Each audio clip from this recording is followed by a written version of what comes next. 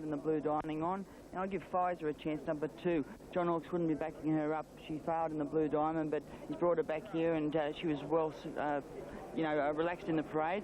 And Donna Natalia was a very fit racehorse as well. And we see the fillies rising up to the challenge in the Riesling Slipper Trial. First race of the day. Weather condition cast, the track is rated as good for the meeting, the penetrometer 4.4. And Miss racing. Moon Flute Pfizer just a shade slow to go with True Jewels. Miss Bustle dropped back after the start. Ashka Leader Regal Kiss got the best of the kick. Stormy Sack near the inside showing speed. Miss Helter Skelter fourth from Pirouette. Stormy Sack on the first bend. 2 lengths Ashka Leader wide out. Miss Helter Skelter. Donna Natalia one from the fence. Pirouette's on the rail centre field and ran into a traffic jam. Pirouette's badly checked. True Jewels and Miss Bustle went around it. 2 lengths to Pfizer. They were followed by Shove Off. Pirouette second last and Moon Flute the last one around the bend. South Australian filly Regal Kiss first for the judge at the 450. 3/4 Stormy Sack. Wide out Miss Helter Skelter. Escalante in the centre running on fairly well. They were followed by Donna Natalia. Miss Bustle's behind runners. True Jewels and Pfizer down the outside. Regal Kiss has kicked away at the 200. She's 2 lengths. Donna Natalia, True Jewels and Pfizer out wide starting to storm home. Regal Kiss a length and a half. Pfizer tries to peg her back. Regal Kiss in front. Pfizer can't bridge the gap. Regal Kiss all the way from Pfizer. True Jewels got third from then Donna Natalia. Shove Off, Moon Flute, Miss Bustle, well back Pirouette, Stormy Sack, Ashka Leader, and last of all Miss Helter Skelter. Strongly this morning. She had an outstanding record, of course, winning 3 of her 4 starts in Adelaide, and this daughter of Royal Academy has won it, and won it well in very good time. Pfizer has done a Golden Slipper, chances no harm, running a gallant second. About to appear in Sydney. There are the ratings. Royal Courtship, the top rated. Greg Miles, race 1 at Moonee Valley. And this is a Group 2. Another look at the market. G Viscount's been well tried. Royal Courtship's $1.80. Spitz $7.80. 23 Mystique. Courtship and Spitz both slow to go. Mystagic flew out of the gates. New Key matches him in the centre. Dane Glory on the fence makes it a line of 3. 2.5 to Viscount Spitz. Royal Courtship's got no speed. He's being hurried along 2 lengths away last. Coming up still last and again being stoked up before the bend. Mystagic in front. New Key's about to have a crack at him. The Jet Black Horse coming wide. Viscount. Spitz just dropped the bit on the bend from Dane Glory, and Royal Courtship eased out, and boy, he's closing pretty quickly. Mystagic in front of New Key. Royal Courtship being let loose, and he's coming quickly on the outside. Viscount couldn't sprint when he went to the front. Royal Courtship again, he wants to hang in. He's about a half, 3/4 in front. Viscount out wide's running on. Royal Courtship in front. Viscount trying very hard, but it's all in vain. He continues his winning streak, and Royal Courtship won over a length to Viscount. 4 away third, Mystagic from Dane Glory. Then came New Key, and again Spitz, a rank failure. He was last. And Royal Courtship will confirm his position as either favourite equally or second favourite clearly. He did sweat up again before the start. He did do effort, and he's improved since his first. Does look, it's pretty difficult. Generally, it's the horse's makeup now, and he's obviously done it a few times now. The only thing that I was very, very pleased about to see Brian switch the stick over to the right hand and at least assist the horse. You know, he's probably the sort of horse that he should have started with the stick in the right hand, but nevertheless, he got it over there. Sure to only get better too, Alf, with racing. And I tell you, his win looked outstanding because he came from well off the pace. But they did go very quick early in the race, Alf, which made his win probably look a little bit better than what it was. Yeah, well, I don't know what you people think, but don't you think Viscount's run was every bit as good as the winner? He just raced. He raced about a length, 2 lengths in front of him. He kept, or 3 lengths in front of him one stage. Be interested to hear what Rod Quinn has to say. We'd be both around about the $15 mark. So in Royal Courtship is the new favourite, ahead of Accelerator. Viscount is there at $8. Pfizer at 10 with Miss Bustle. 1,500 metres, it's Desert Sky, the top rater, number 1, and 11, the Pumper, ahead of 14 Maitland Gold and 13 Star Satire. Desert Sky, number 1, is at $4.10. 2 Outgate, 47, 660 about Glen Rowan. Star Satire, 19, 380 Maitland Gold, Gwendolyn, 53, Lunette at scratching.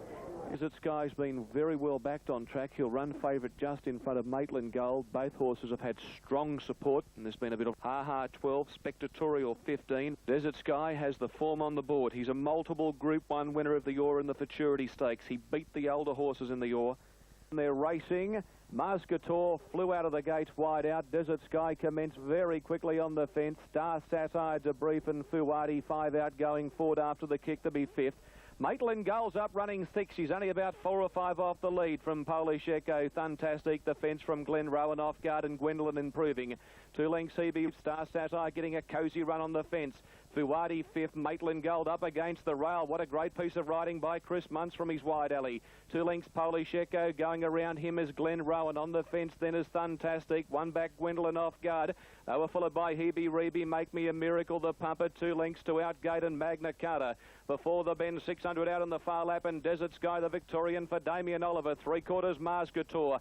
Debrief sitting 3rd, back on the fence, Star Satire. Maitland Gold looking to angle out. Fuwadi has her in a pocket. Glen Rowan to the outside from Gwendolyn. Polish Echo, Fantastic. And the pumper's second last, and he's got a mountain of work to do. Muscator after Desert Sky. Debrief let down. Maitland Gold's getting a run, and she's zooming through with Star Satire on the fence. Maitland Gold at the 150, raced to Star Satire. She claimed the lead, the Gosford filly, and scorched away with 100 to run. Maitland Gold well clear of Star Satire and Glen Rowan, and Maitland Gold, what a great ride. Maitland Gold won the far lap from Star Satire and Glen Rowan from Hebe Rebe and Debrief. They were followed by Polish Echo, Desert Sky, making ground Outgate, Make Me a Miracle, Muscator. Then came the pumper, Fuwadi well back from Magna Carta, Gwendolyn, Fantastic off guard. And take your hat off to Chris Muntz. That is one of the best rides you'll ever see in your life. He's come from the outside gate. He was 5th and he was scraping paint after... In a race of that calibre over 1,500 metres. Well, Graham, I think the Autumn Racing Carnival has about 6 weeks to go. You won't see a better ride than that. Now, watch the yellow and red colours. He came out of the extreme outside gate. He goes forward. He had a bit of luck by the same token. There was a big gap there. He's able to get across now. He's 1 horse off the rail at the moment. He kicks forward of the horse on his inside and finds the fence at the end of 300 metres. Now, I know you need the luck, but you also need the judgment and the anticipation and the experience, and Chris Muntz has got all of those things. An incredible ride. Good, and there are big excuses for it too. Graham, what about the trainer? Well, Albert Stapleford. We've said it all before. Albert's the quiet man of racing, prepares his team at Gosford. I doubt that... Chris, Maitland Gold, what would you give yourself out of 10 for that ride? No, I'll leave that up to the judges, mate. I just do my best and ride them as best I can. But everything worked out well. I come from 16 barrier, and probably within 100 metres I was on the fence, sort of 3 back, and I had a lovely run. Top of the turn, I was sort of wondering whether I should go out or should go in, but I had plenty of force, and I just had to wait for the splits to come, and when they did, she made use of them. Did she surprise you that she was able to get up so close? Well, she did. You know, from previous... Yeah. You know, did you notice right at the 100-metre mark, she changed legs? Yeah. And at the precise moment she changed legs, that's when she really took off. We'll watch it again here. Now, here she is with the big wide blaze. Now, just coming up here in a moment, watch her front legs. You'll see her switch legs there. And at that point, she takes off. Now, Alf and Mark, both ex-jockeys and very successful ones, isn't that an amazing thing? We've seen that thousands of times. They change legs and accelerate. John, and from the Ranvet Stakes to the Coolmore Classic. Last start winner Spinning Hill, aiming to give Guy Walter a Group 1 double when she steps out as favourite following her outstanding win last Saturday night. Spinning Hill let loose at the 100, moved up and grabbed her in a stride. Spinning Hill exploded away with 50 metres to go, and what a grand performance under the big weight. Got the makings of a top-class mare. Her wins have been tremendous, and she's also got a good turn of foot. One level, and the Sky ratings for you. And it's 5 Mannington, 13 On Type, from 9 Air She Goes, and 12 Rose Archway. 5 and 13, I should say. 5 and 13 equally, from 9 and 12. Here's the tote call. In a Flurry 19, Spinning Hills at $3.20. Belle de Jour big odds, Dodoressa 8.70, 20 Mannington, Lady Mulan 10, 13 Porter Rocker, 1 under at $48. Here she goes 8.60, big odds Stella Marie beat the favorite. Mulan is in the market as well, and probably the best back runner is Here She Goes. It's $8.50. Victorian filly Mannington moves in. Comes up and takes up its spot. Spinning Hill about to move in. Stella Marie to come forward. Dodoressa to move in. Belle de Jour. Gates are back. Here she goes, came away quickly with Belle de Jour. Spinning Hill got the best of the start. Stella Marie going forward. On Type beat the fade not far away, and Mannington on the fence. A good race early. On Type leads the way from Here She Goes. Spinning Hill, Here She Goes, found the fence and up against the rail. Leads at the 750. 3/4 to a length now, the lead margin on Type. Beat the fade, moving up on the outside of Mannington. One away, Spinning Hill, and Payne's got the favourite in a beautiful position. Lady Milan on the fence, racing a bit better than centre field from Stella Marie. Rose Archway on the improved from the Warseer. Porter Rocker on the fence.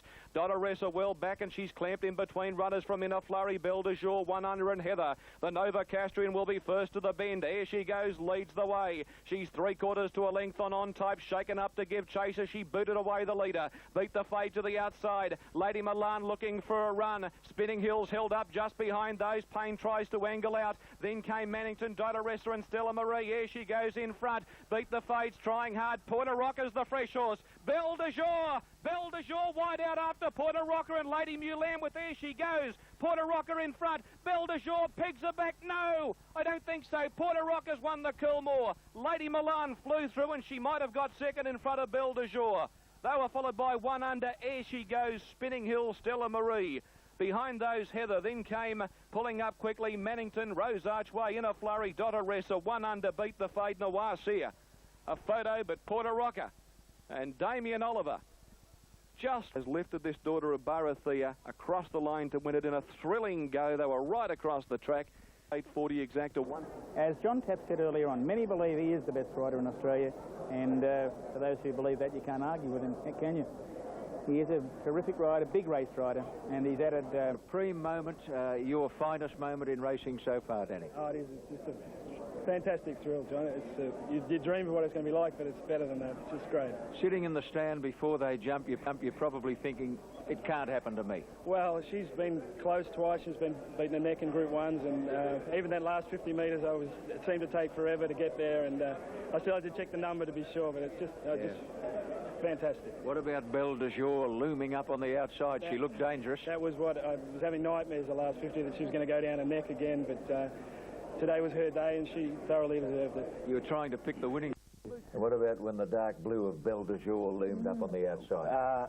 I really did think she was going to pick her up in the last 100 metres, and speaking to Damien last night, he was having nightmares because she'd done the same thing to him in the slipper on Crown Glory. He'd got to the front and Belle de Jour had cut him down, but fortunately this time our mare was able to hold on for him. Danny, you were pretty confident that you could win this race with her, weren't you? I thought it was a really good race for her.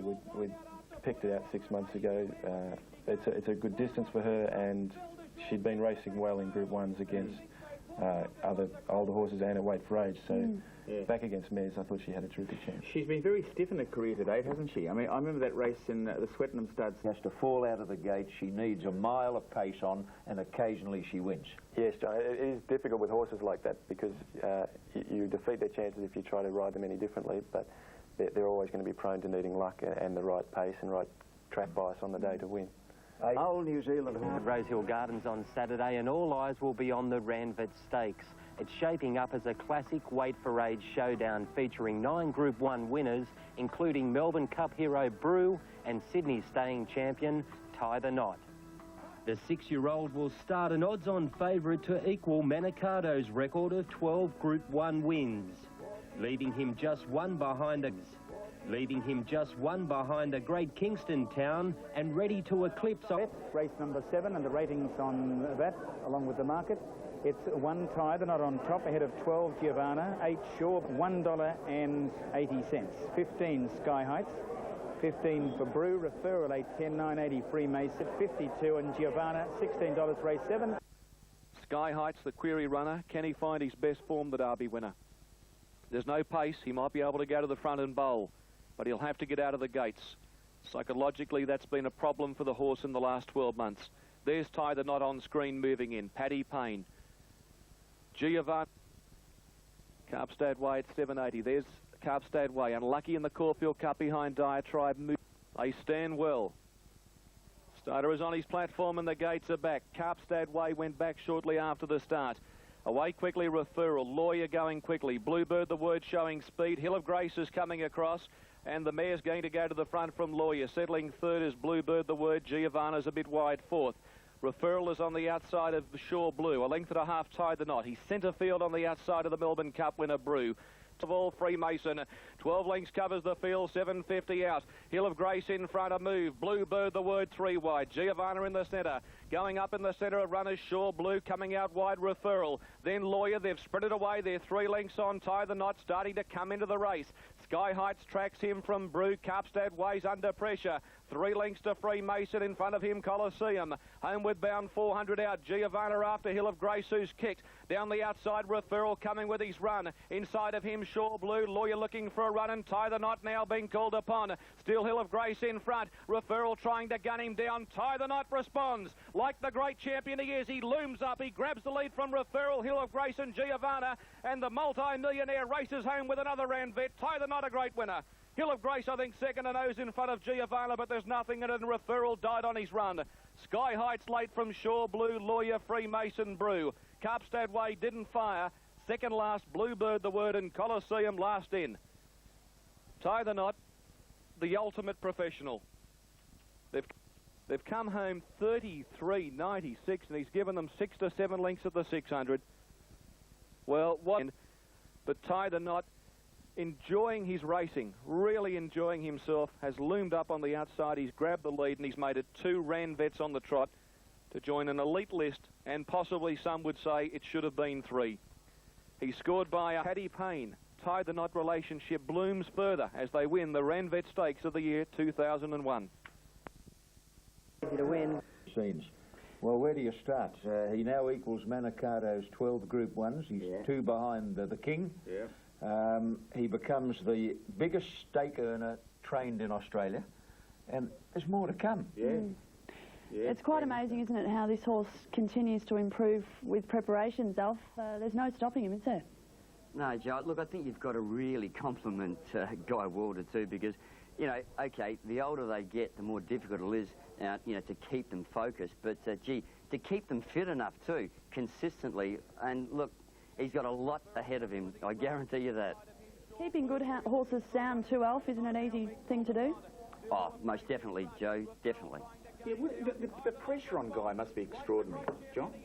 Yeah, he appears to handle it. Yeah. You know, he looked very composed.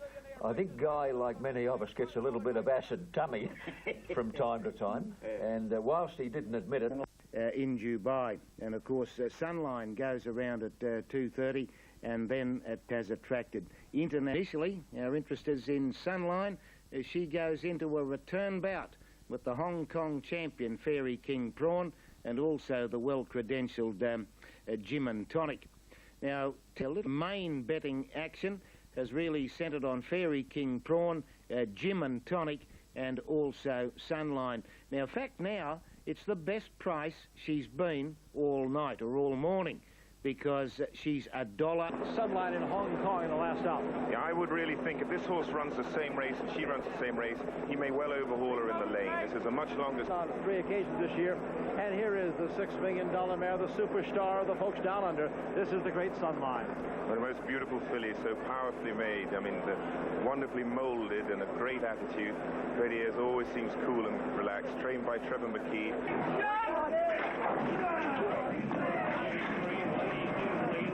One of the first away, Acadian Hero dropped back shortly after the break, and Slickly and Sunline both came out very quickly. Harfoot began well, will settle third off the face on the inside of Sumitan. Shamrock City going forward, so is Happy Diamond. Swallow Flight midfield on the outside of King Prawn, Acadian Hero, and Eagle Cafe is 2 lengths away at the tail as they travel down towards the final bend. Sunline's gone to the front, approaching the 800 metres mark, and the Glamour mare from the land of the long white cloud has hit the front. It's Sunline 2 lengths clear on Slickly as they come to the final bend. Prolix moving up deep, Happy Diamond in the centre as they round the corner, and Sunline sets her sights on the big prize. 600 metres to run, and Sunline in front. Slickly on the rail. Prolix goes up on the outside, followed by Marfoot, and Gym and Tonic beginning to run on. Sunline's in front. Slickly on the fence, battling back. Marfoot in the clear, trying to reach there. Gym and Tonic is deeper out. Sunline left, coming to the last 250 metres. Here's Fairy King Prawn. Fairy King Prawn storming around the outside. Gym and Tonic in the centre. Fairy King Prawn and Gym and Tonic. Fairy King Prawn, Gym and Tonic strike.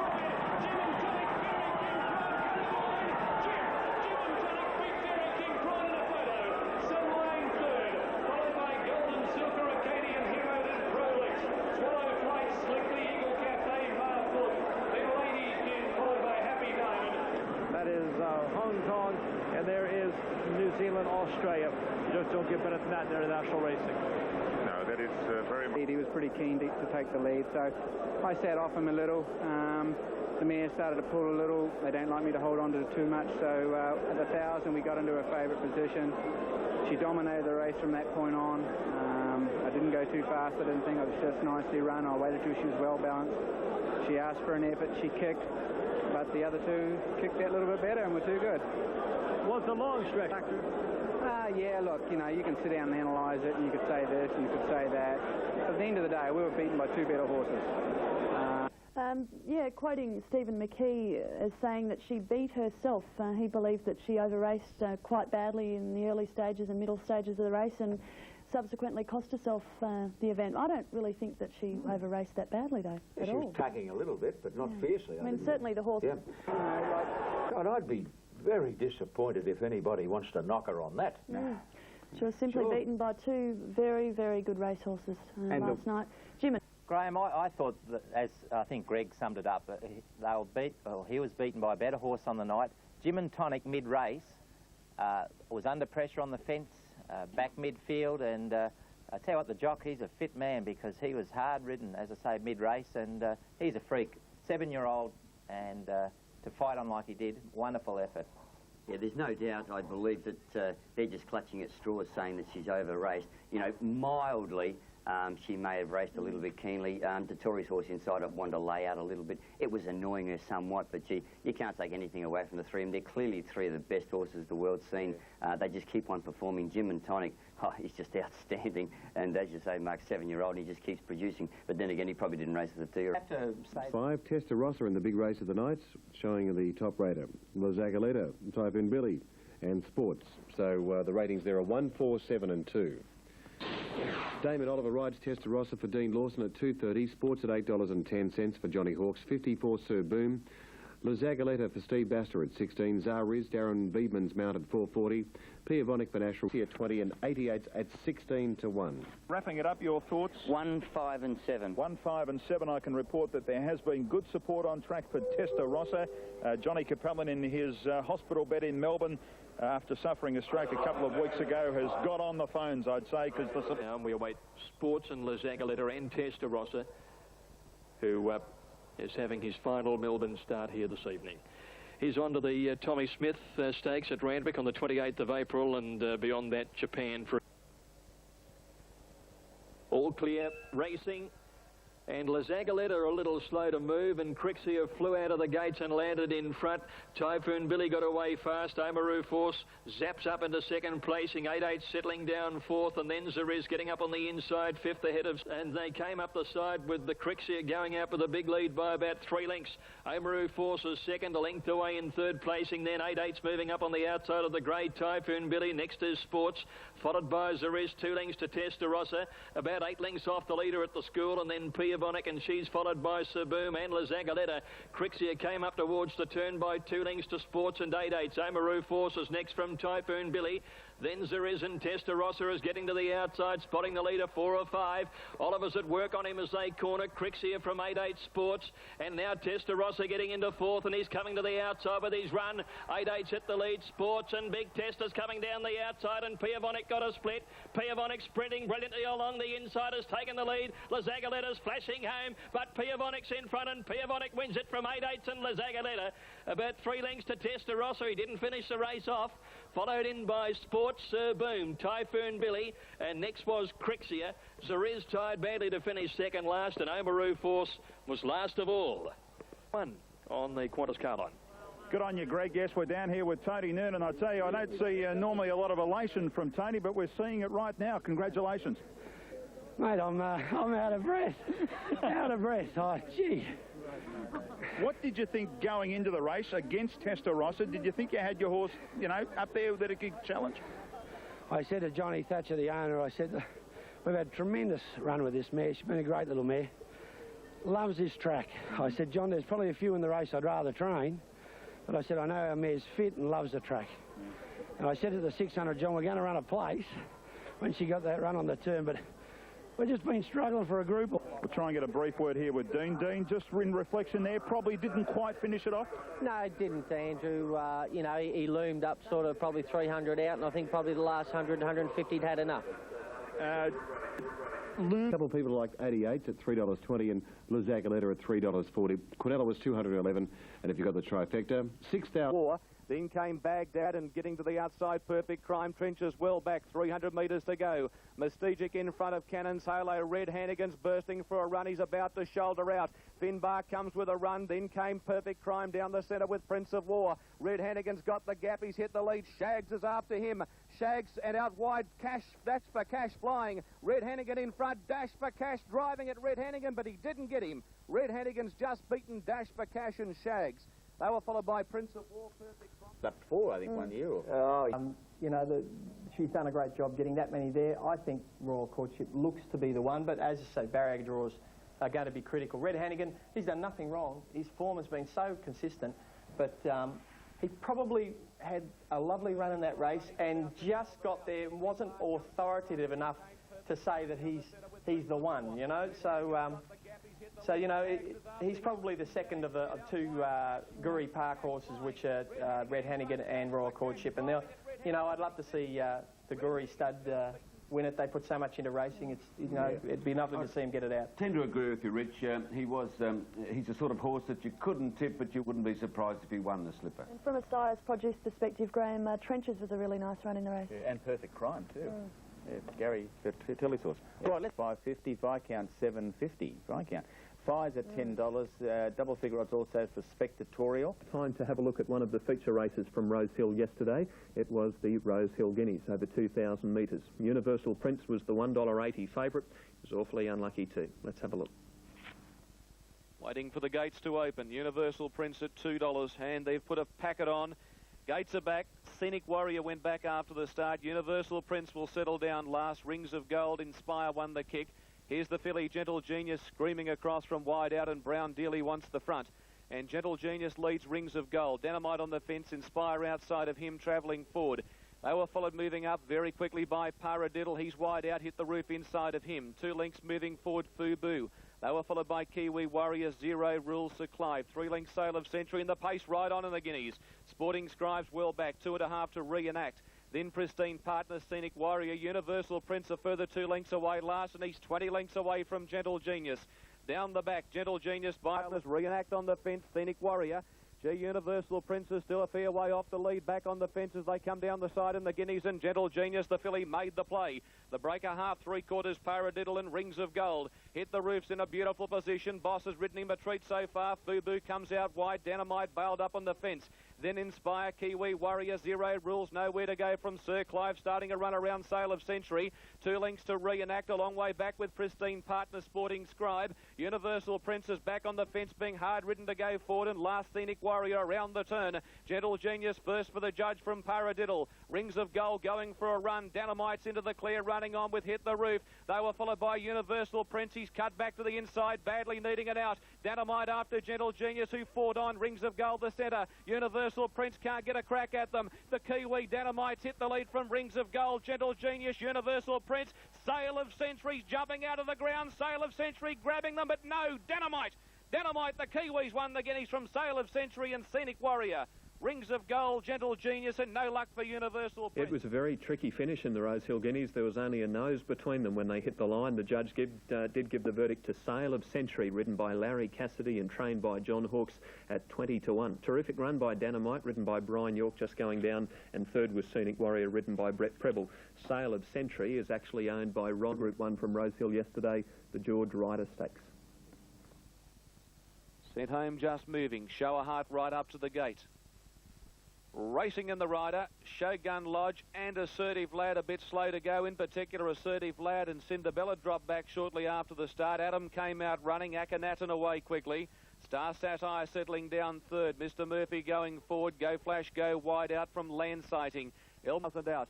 Adam in front, leading a half length, Akhenaten. 2 lengths away on the fence, Star Satire. Mr. Murphy fourth, Go Flash, go fifth. On the fence, Land Sighting. 2 away, El Marada. Show a Heart pushes up in the centre. Oliver Twist on the fence. Assertive Lad after that. Misdemeanor at the start's a long way back.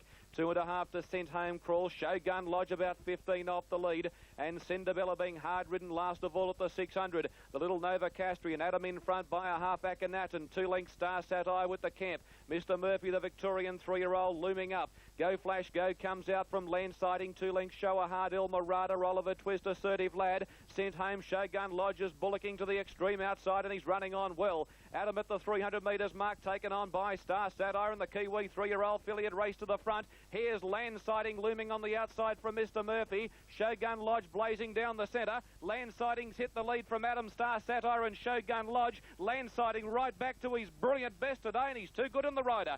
Land Sightings won it from Shogun Lodge. Photo third, Crawl or Adam. Star Satire next. Great to see that he's sound. If he had have been a sound horse right throughout his career, he would have won a lot more. That was his second Group 1 win after winning the Stradbroke Handicap in the winter of last year. He started at 15 to 1 and was ridden by Corey Brown for Noel Mayfield Smith. Shogun Lodge second. For fillies and mares. We've got 7 Ferocity, the top raider. Good value there ahead of 1 Belle de Jour, 5 on type, 11 Flying Spike. 7, 1, 5, 11. Here's the tote call. And it's Belle de Jour, 5.10, 13 Stella Marie, 12 Beat the Fade, Heather, $4.70. Runners are coming into the mounting yard for race number 2. We've got On Type at $5.40. 40 Clause, Ferocity at $10, so $15 for Sorrento, which is number 8. Poppet, 22, 39 Lady Marion, Flying. Talk about his 4th pick, which is Sorrento.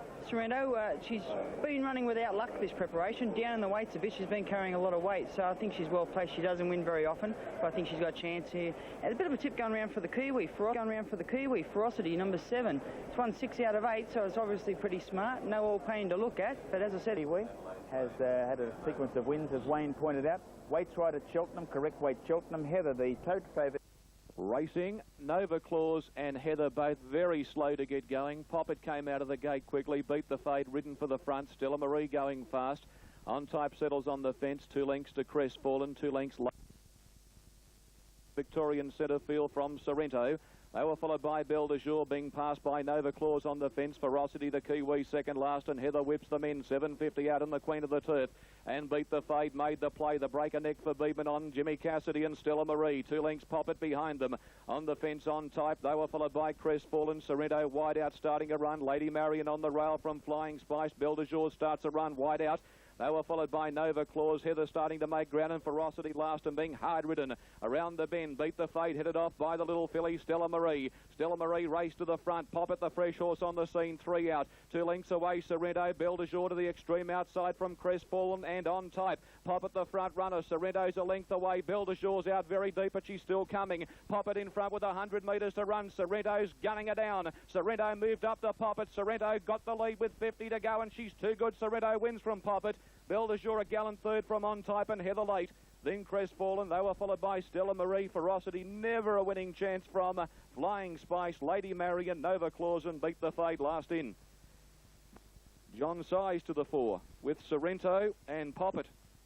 Chris Muntz aboard Sorrento 4.16. 34.16 to Sorrento.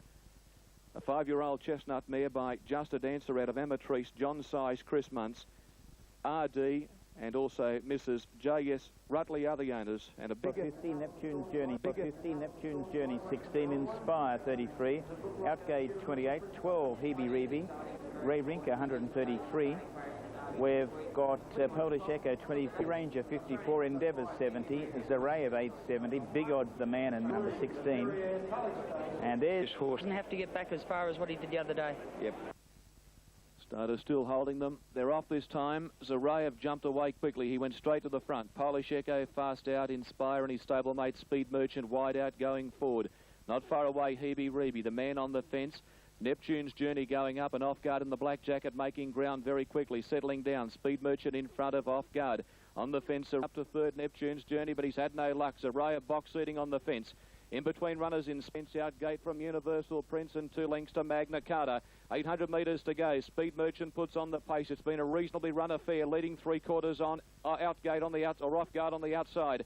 Zarayev on the fence from Neptune's Journey. They were followed by Inspire, about to go forward. 2 lengths to the man, 2 lengths Polish Echo. Hebe Reeve inside of Cousteau. Universal Prince is off around them. He's 5 out, he's 7 or 8 off the lead and being hard ridden to make ground. They were followed by Icebox, Endeavours, Rinker, Outgate, Free Ranger and Magna Carta. Off guard, given his head at the 350, had spreaded to the front in the Tulloch. He led by 2 lengths on Zarayev coming after him. They were followed by Hebe Reeve, then came Universal Prince. He's very wide out, but he's winding up. Off guard at the 200 in front of Zarayev. Zarayev moved up to off guard. Universal Prince is very wide out, but there's a Beal horse race to the front. Universal Prince coming after Zarayev. Zarayev in front of Universal Prince and Zarayev.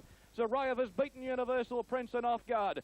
Third prize to Inspire. They were followed by Outgate. Then came Speed Merchant, Hebe Reeve, The Man, Polish Echo, Neptune's Journey, Free Ranger, Cousteau, Magna Carta well back.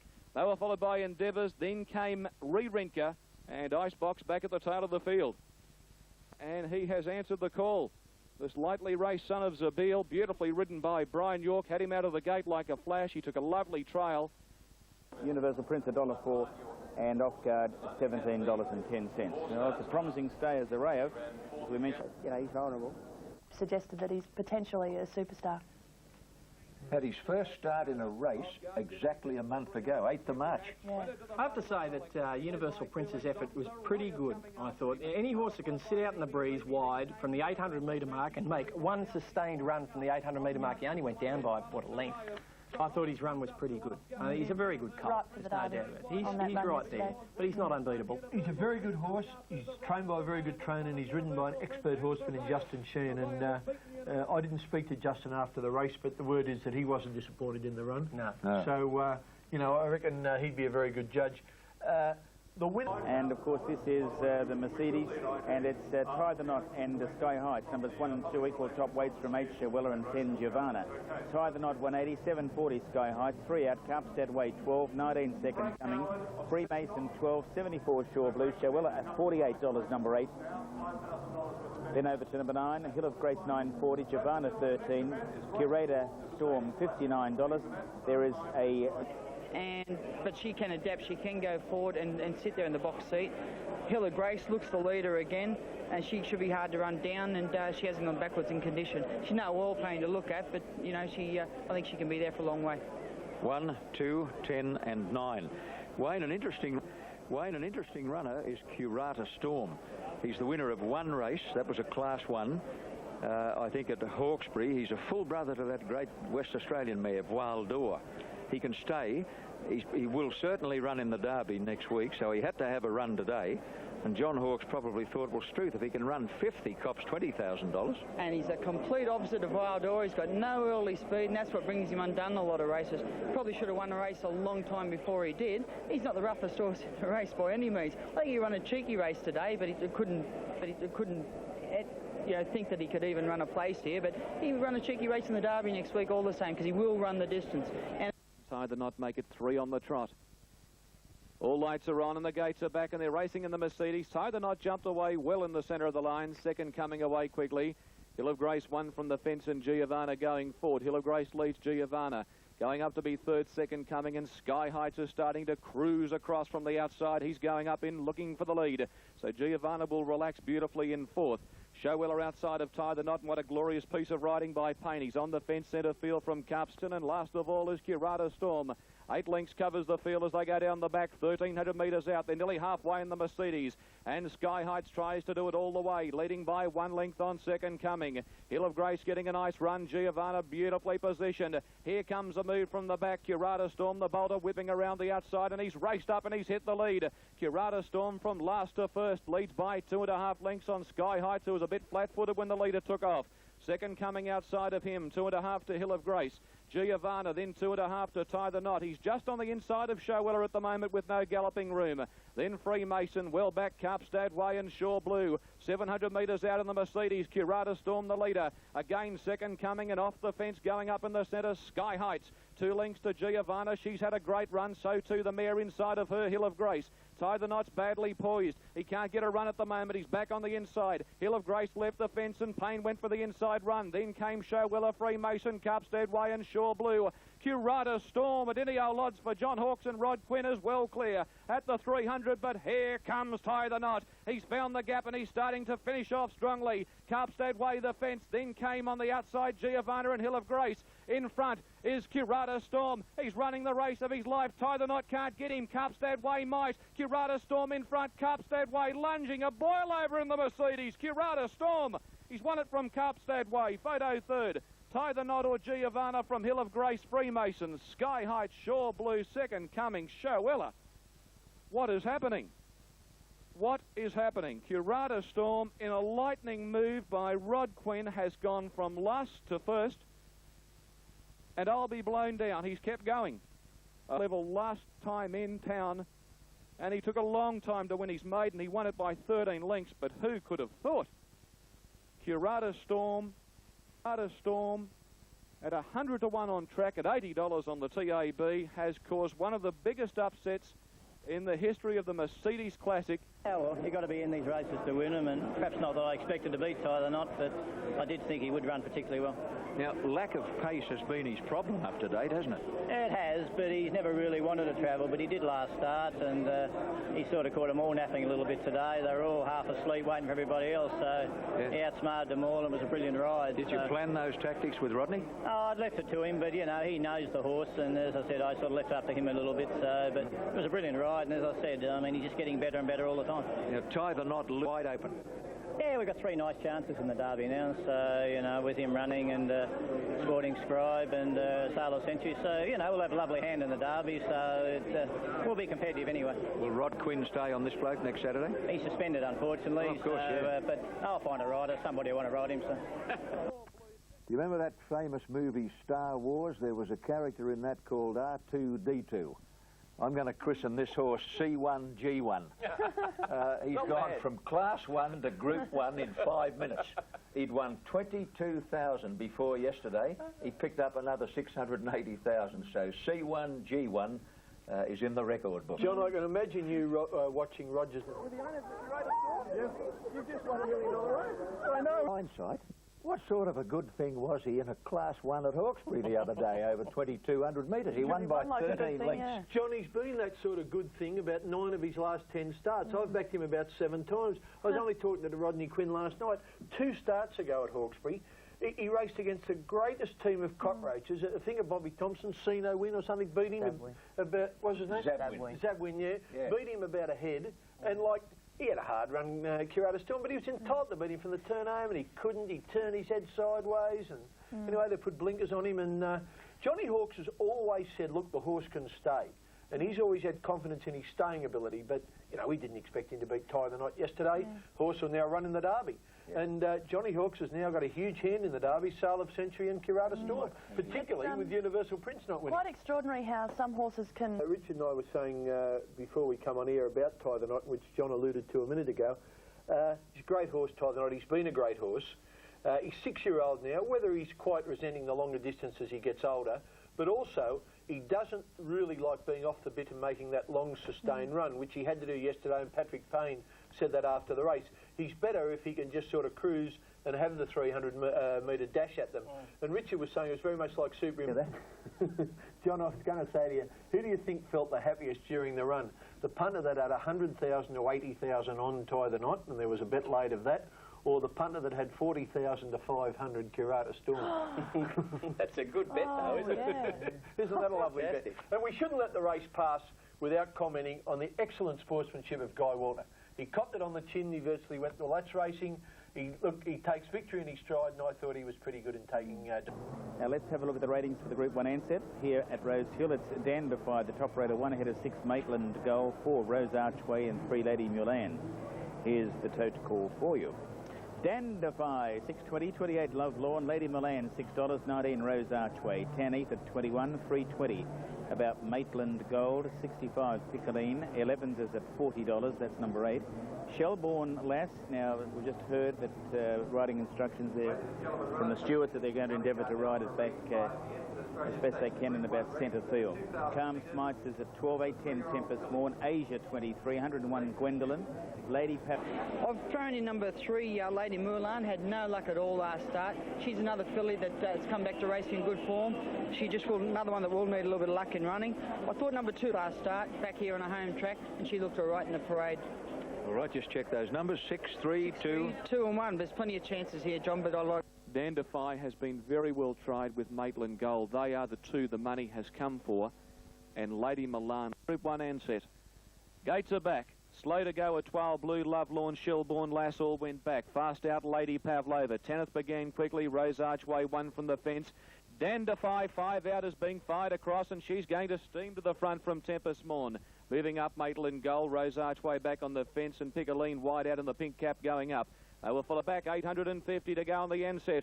And the filly Dandify just bowling along by a half length on Piccoline. 1 back, Lovelorn. Tempest Morn's hugging the paint. She's had a good run. A length and a half to Maitland Gull, being stoked up, about to be called upon. Rose Archway went up inside of her. Etoile Blue, the bolter, running a race. 3 lengths to Tanith. Lady Milan's done it tough. She's going forward. Lady Pavlova on the fence. Then came Gwendolyn. Shelbourne Lass around Asia. Well back 11s as Calm Smitzer and Grand Eye as they turn the bend.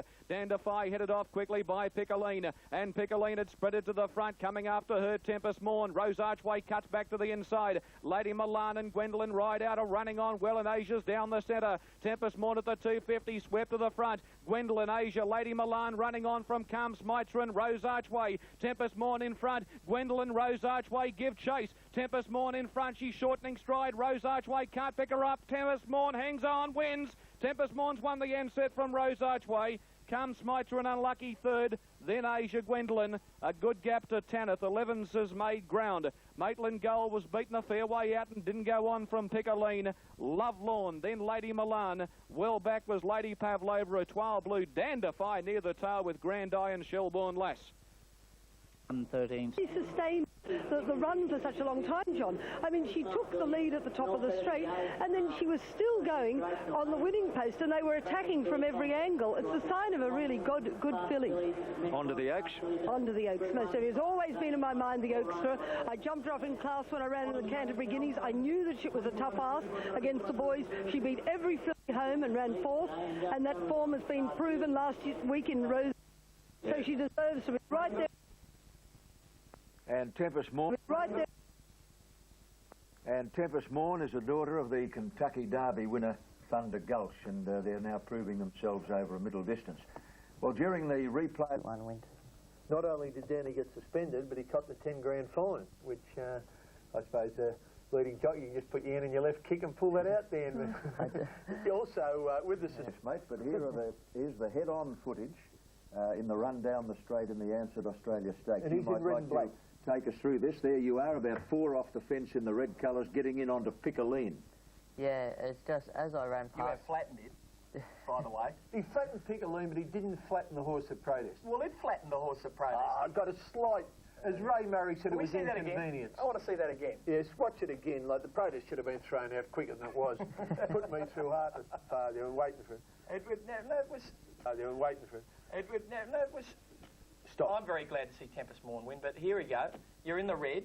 Now you take us through it now. Just as I ran past Piccoline, Piccoline was starting to drop off quite dramatic. My filly let go quite quickly, and as she let go, she switched onto that right lead and just went to run in. And yeah, I got across Piccoline. It was, as if you've seen the side on, it was the stride that I went in, I wasn't clear of Piccoline, but dead set the next stride I was 2-3 lengths, I was away and gone. So when you finished 3rd. Dandify, very disappointing. Ken's, you've got a lot of pressure coming around the turn. Shocker. Oh, the other distance. 6 golden slippers, and tomorrow racing's first lady will be chasing her own place in turf history. Gay Waterhouse aiming to become the first female trainer to win the world's richest 2-year-old race. Sydney's most powerful stable suffered a setback today when Time Out was scratched, but the blow reference to Waterhouse's record of 5 slipper starters. Stablemate Nuki joins the field, while Accelerator is likely to edge out Royal Courtship for favouritism. Deserved first and second favourites. They've done nothing wrong. They've Royal Courtship's unbeaten. He's undefeated going into this race. The horse that he beat Accelerator, who won the Silver Slipper, won the Magic Millions. You know, this is really strong, tough form. They're very tough competitors. They're real warriors. They're really exciting horses going into the Slipper. But Waterhouse also... favourite. So in Phase and Viscount, they've both done very well. They draw nice gates, so, you know, they get their chance if they're good enough on the day. And Hosanna, unfortunately, is drawn bad, so, you know, she's going to need a little bit of luck. But you never know, she gets back, so she just might get a lucky run through the field. But they're three nice young horses, and we're very happy with them. Knows how to win, and horses that know how to win are always hard to beat. The extra special for you, no doubt, if she could win, being a daughter of Octagonal. Oh, well, that's sort of fairy tale stuff. I mean, it does happen, I suppose, but, you know, whether it will or not, time will tell, but it would be great. Do you feel this is one of the strongest hands you've had in the Slipper? Oh, I think they're excellent chances, and in a way, yeah. Very, very disappointed. Now, that from Clary Connors, his confidence in Jimmy Cassidy's, but... Okay, well, I think we got the Quinella, but on the other hand, I'm not going to back anything. Did Darling realise we were on the air then? I don't know whether Darling did. I don't think Darling did either. Hey, Jono, it wouldn't be... just having a chat, which I think we are too. It wouldn't be a Golden Slipper without your presence and your participation. Two go round for you here. Good luck. I hope they have safe runs. And we'll probably never recapture the euphoria of 2000, but we can at least try. We can try, buddy. There's only 16 tickets in the lottery and we've got 2 of them, so you never know. A lot of noise, but they handle it very well. So I've gone 2, 1, 13 and 4, John. Accelerator, he's been in work a long time. I didn't like the way he paraded last start when he was beaten, but I'll tell you what, he was a much more relaxed, settled today. He was nice in the coat. I thought he actually looked better than the stablemate Royal Courtship, the favourite, so put him on top Accelerator. He'll get a nice run from the barrier. I think he'll be in the box soon, he'll look Slipper. And I think Ha Ha's a bit of a roughie here that could run well too, one of Singos. He didn't leave you anything for us, did he? Or no, nothing. No. Oh, he just, you know, he's moving into line well. Accelerator's quite stirred up behind the gate. He's lashing out. Chris Muntz with a worried look on his face. Can only cast his... The ladder picks up the button, racing in the slippery, caught them in a beautiful line. Shove off, True Jules went back after the start. Mystigic away quickly. Spectatorial and Donna Natalia burning through. She'll lead Red Hannigan, Mystigic third. Spectatorial wide out, Accelerator beautifully placed. Ha Ha going forward, Royal Courtship deep from New Key, Fair Embrace on the fence. Golden Slipper favourite ran into a bit of trouble there. He dropped back Royal Courtship. True Jules improves in front of him. They were followed by Viscount. Well back is Shove Off. Then came Pfizer. 2 lengths away, Regal Kiss, Hosanna, and last of all, Coral Salute, Donna Natalia. At a searing tempo, and the Slipper comes to the bend at the 500 a half on Mystigic.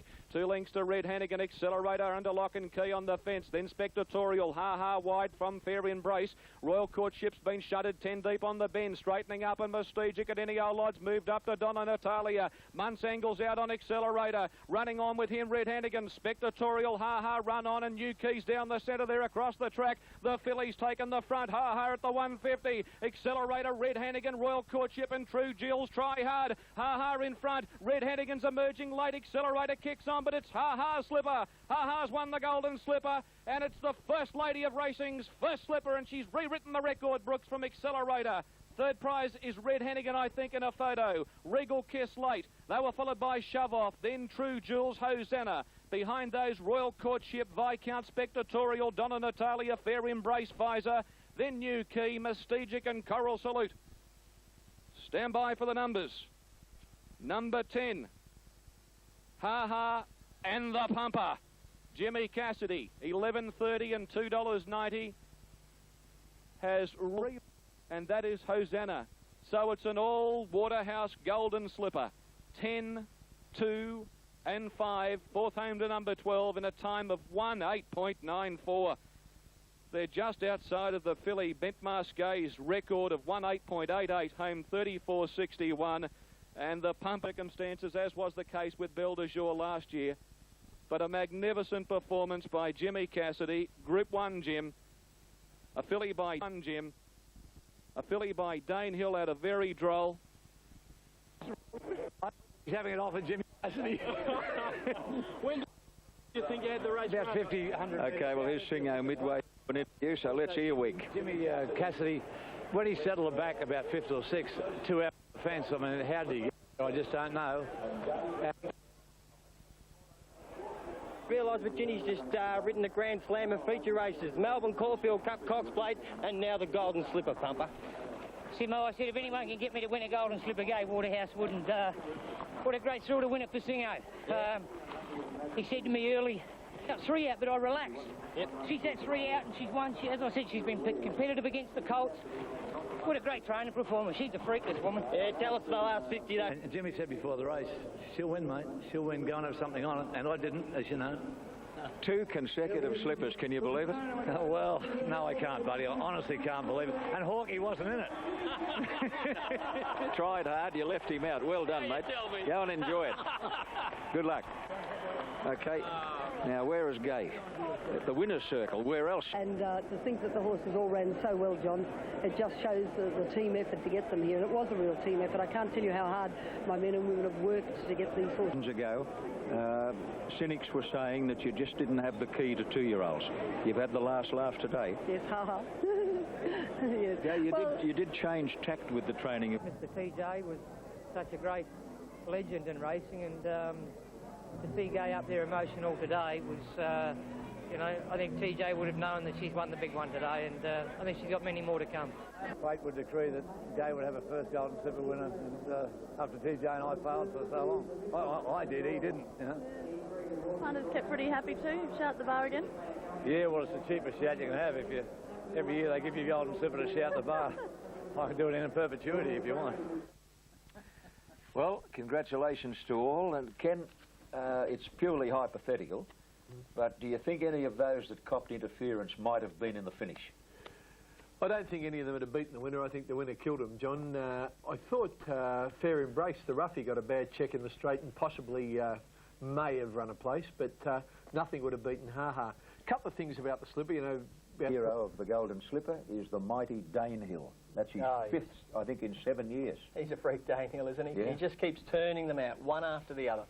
But that is where his great strength is in Australia. He does sire 2-year-olds that can run, and in Australia you need to be able to do that. Yeah. That's where he's got the edge on Zabeel. And a lot of the shuttle stallions, without knocking it. Yeah, he's a top of the straight. You see Chris Munce trying to get out of a pocket on Accelerator. On his outside is stablemate Red Hannigan with Danny Beasley on board. Have a look at this for a bumping duel. And Chris Munce is having none of it. He's going to get into the clear if it kills him. I can't imagine a jockey even realising that it's his stablemate in a big race like that, in a situation like that. He's got to get out and give his horse the best opportunity, and he doesn't care who's outside him. The jockey that got suspended from the slipper was Patrick Payne on Spectatorial, who's well beaten there. But he crossed from an outside alley early, and apparently he gave Royal Exit, I'm sorry, what's the top weight's name? Royal Courtship. Yeah. A bit of a shorten up. And after that, Royal Courtship didn't really sprint, and Brian York said, look, he said, don't be disappointed in the run. He said, you wait for the size and the champagne. He said, there's still plenty of good in this horse. Yeah, what about the training effort? Gay's performance in training the trifecta? We're not just talking about the winner here. We're talking about the trifecta, 1, 2, 3. I mean, that is just extraordinary, isn't it? No wonder again for a long time. It's incredible. No wonder Mum's proud and Dad would be proud. I mean, you were there when all the emotion was taking place. I mean, she broke down on the podium, and so did understandably so. Emmy Candy was. Yeah, oh, I saw it. She ranked. In the end, I mean, there was no excuses. I had a lovely run through the race and got out when I wanted to. Bit of a push on the bend, but it wasn't enough to sort of make any difference. And at the end of the day, Ha-Ha was just too good. I mean, he's put in 100% and he's run really well. Yeah, Didi went super, Michael. Bloody bounce quick. He's just a little professional, right? He just bang straight in the box there. Gave himself a great run. Toughed it out right at the line. Super effort. Mate, she's just so courageous, that little filly. She was so gallant in defeat. I think drawn a gate, I think she would have won, no doubt. Had to give him like 6-length start at the top of the straight, and she's mowed him down to a couple of lengths. And drawn a gate, she could have been a lot closer. Had to give away too much start. And she's so much like her dad, like octagonal. She just doesn't know when to give up. Yeah. Okay, Rodney kicking off the first event on the card, of course, for the 3-year-old fillies. And this is the Adrian Knox. Good trial for the Oaks. Gentle Genius, Top Raider, Calm Smitzer, Lady Mulan, 7.80 Maitland Gold, 16 St. Therese and Calm Smitzer at $2.60. Gentle Genius at $7.80, goes 60, 20 Chinese good. Beautiful day. Sunshine at Royal Randwick on day one of the Autumn Carnival, and sporting one of the loveliest of autumn fashions that I've seen so far today. Flooding into the track still, they should get a great crowd. It is a beautiful day. Sensational racing, and we're set for the running of the first. The Adrian Knox won last year by Dotteressa, who goes around in the Doncaster. Gates open. Guide fast away. Gentle Genius, St. Therese jump quickly. Life is Beautiful wide out going forward. So too Lady Milan. St. Therese is going to scoot across and lead. Life is Beautiful carving a passage across to be second. Settling third, Gentle Genius. Lady Milan a touch wide. Calm Smites are racing in fifth. She's out starting a run going around Splendifico. Maitland Gold is well back.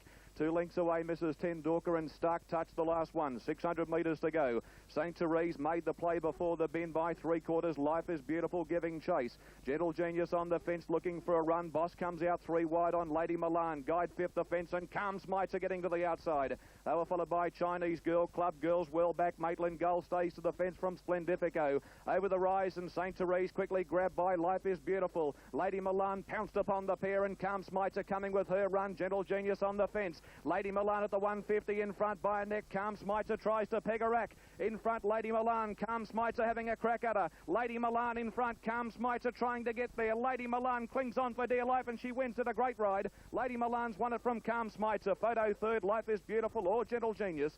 Maitland Gold was fifth. They were followed by St. Therese, Mrs. Ten Dorker, Quest-O-Matic and Guide Splendifico. Chinese Good. Beautiful ride by Glenn Boss, and that's what got it home, Lady Milan. 993.30 over Calm Smites. The Life is Beautiful. She was never on the track in the Ansett Stakes. Now, from Lady Milan. And he doesn't pay squillions for them. Yeah. But this was a jog trot yesterday, 2.5.84 they ran, you know, almost 2.6.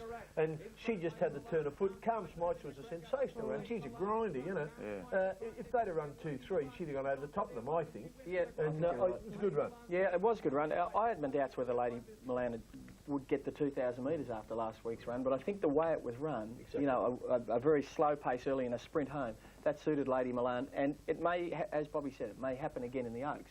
Yeah. I personally, and I'm not taking issue with Bobby because he's a great trainer, he's a fabulous trainer, if they run the Oaks at a cracking pace, I think that could bring her undone. But hey, wait and see. Yeah. Today. Yeah, I don't know a lot about him. I know his run last time was pretty good. His form suggests that he's going to be one of the leading chances. Shags in the Heroic Championship this afternoon. You're riding for Malcolm Johnston. Is this horse good enough to win the main two? He's a very... Race 2 here at Ranvet. Okay, Shadow, they're moving into line well. 1,200 metres for the running of the Sapphire Stakes. Spinning Hill is the favourite, has been very well tried to win the race. Racing, Spinning Hill jumped fairly well near the inside. Nanny Marone, Call Me Lil, went back after the start. Wind City flew the gate and went straight to the front from Marlena. Perfect Halo going forward. Lungano settles on the fence and not far away is Transfer. Spinning Hill back in about 6th position. They were followed 100 metres. Mark Marlena sped across onto the rail to head Wind City and lead the way by a half length. 2 lengths to Perfect Halo, 3 wide, Transfer inside of her. 2 back is Grand Performance going around Lungano. Spinning Hill's awkwardly placed. She's inside of Veloce, Payne looking for a run. They were followed by Kiverton, Nanny Marone, Life Goes On, and Call Me Lil as they turn the bend. Marlena upon straightening up, got away from Wind City to lead by a length. Perfect Halo under pressure chasing. Transfer back on the fence, then Grand Performance and Spinning Hill getting to the outside, and she's starting to lengthen stride. Marlena at the 200 mark in front. Spinning Hill's coming home courageously on the outside with Grand Performance. Back behind those is Wind City. Nanny Marone coming late. Spinning Hill's taken to the front by Payne. Nanny Marone finishing it off well, but she's too good again. Spinning Hill wins it by a length. Nanny Marone second, Marlena third, Call Me Lil flew and got fourth. Grand Performance Transfer behind those from Perfect Halo. Lungano wins. Take you back to there are the dividends at Randwick, by the way. Let's take you back to Alf Matthews. Thanks very much, Graham. By a horse called Dolphin Street. Sandy Tate was telling me after the race she traces to Heirloom. I would imagine she's out of a granddaughter of Heirloom, and Heirloom was a full sister to Baguette. By Star Kingdom from Dark Jewel. Rigo, sorry. Yeah, Rigo. There we go. It was a big ask for Spinning Hill yesterday, coming back from the 1,500 to the 1,200 metres, but she handled it an absolute treat. Kenny? Yeah, look, she's a quality mare. Guy said after the race, Guy Walter, he said she'll win a good race one day, and like she's done all right here. She's got 170,000 for the second year in a row for beating an average fillies and mares field, but she has got that little bit of quality, and it wouldn't surprise me if she knocked over a Group 1 in the spring. Good ride, did you think? Most certainly. Yeah. Okay, what about Cosset today? Yeah, I think he ran very well. He ran a good race first up. He had to work a bit for the lead the other day, and he stuck on very well. Drawn a little bit awkward here as Wood, and I'm sure he's going to look. Jules has always been the favourite, head of calculations. And Boss, a day that he remembers well 2 years ago, having won. Up comes Perfect Crime, the $1 Million Heroic Classic, and they're not quite ready. Gates fly back and they're racing. Perfect Crime and New Kia shade slow to go. Going out fast, Fair Embrace, Hanky Panky Shags, and how about that? Going out quickly and New Key scorching through. New Key will lead Fair Embrace, Hanky Panky third. They were followed by Pirouettes. Moonflute is very wide out from La Lagoon. True Jules third, last one Malagra Miss, and 3 lengths to Perfect Crime. 800 metres to go and New Key at a frantic tempo. Led 3/4 on Fair Embrace, and they're 3 lengths in front of the third horse, Hanky Panky from Shags. How about that on the fence? Going forward, Jar Jar Binks. Moonflute is very wide. She's starting to travel up around Pirouettes. Back on the inside of Runners, Transparent Lass. Malagra Miss, La Laguna, well back with Damascene. True Jules is second last and under the whip. And Perfect Crime last. New Key coming over the hill. In front, Fair Embrace for Cooksley. Idled up effortlessly on the outside to join it. 2 lengths to Hanky Panky. Running on Pirouettes with Moonflute. And Malagra Miss and Perfect Crime starting to come right down the centre with a blinding run. Fair Embrace, New Key in front. Here is Perfect Crime unloading. Perfect Crime race to the front at the 100 from Malagra Miss. True Jules late on the scene, but Perfect Crime and Preble. Perfect Crime's won the Heroic by a length and a half to Malagra Miss, and True Jules got third from Pirouettes. They were followed by Damascene, Fair Embrace. Moonflute behind those from New Key, Hanky Panky, Transparent Lass, Jar Jar Binks and Shags. Well back La Lagoon, and how about that last in, and what about the win? And what about a day for the connections and for trainer Gary Portelli? This is a day he'll never forget. There'll be plenty of emotion in this, and the faith they have in this young man, Gary Portelli, out at Warwick Farm. He's taken out a $1 million race, $600,000 in prize money going to the connections of the San Miguel William Inglis Heroic Champion. Well, that horse has got a monstrous stride, a Burnborough-like stride, and he used it to full advantage down the straight. Okay, Brett Preble and 200 metres. Well, disappointed, obviously, that we'd missed the start. Our plan was hopefully to go forward and get into a nice position from the gate, but when he walked out of the barriers, Brett just had to be, patient, and I was concerned that not only was he last, but he was a long way last and didn't look to be travelling too comfortably, so he might have just picked up a new trait that we'll just have to settle with. Were you surprised how quickly... I'm getting too kind here today. I'm wrapping everyone, but he is a trainer with a future. He's a good trainer, Gary Portelli. He's come on the scene lately, and here's the horse unleashing now. He's not even in the picture now. He just is down the outside. But I was surprised there was nothing in the stewards report. I wish we still had Chris Muntz here. What happened with New Key and Fair Embrace? Like they just, I don't know if they bolted or what they did. Chris Muntz on New Key and Grant Cooksley on Fair Embrace. Like, geez, they got a long way out in front. And of course, that just they couldn't keep going, and that set it up for the back markers. I ran 1, 2, 3. True Jules ran third in the race. Races in the familiar colours we've all come to know through Second Coming and also the Melbourne Cup winner Brew, but unfortunately yesterday Second Coming was put down. Really? Yeah, he's a nice old horse, Second Coming. The Australian Derby, the Sky ratings and also the market.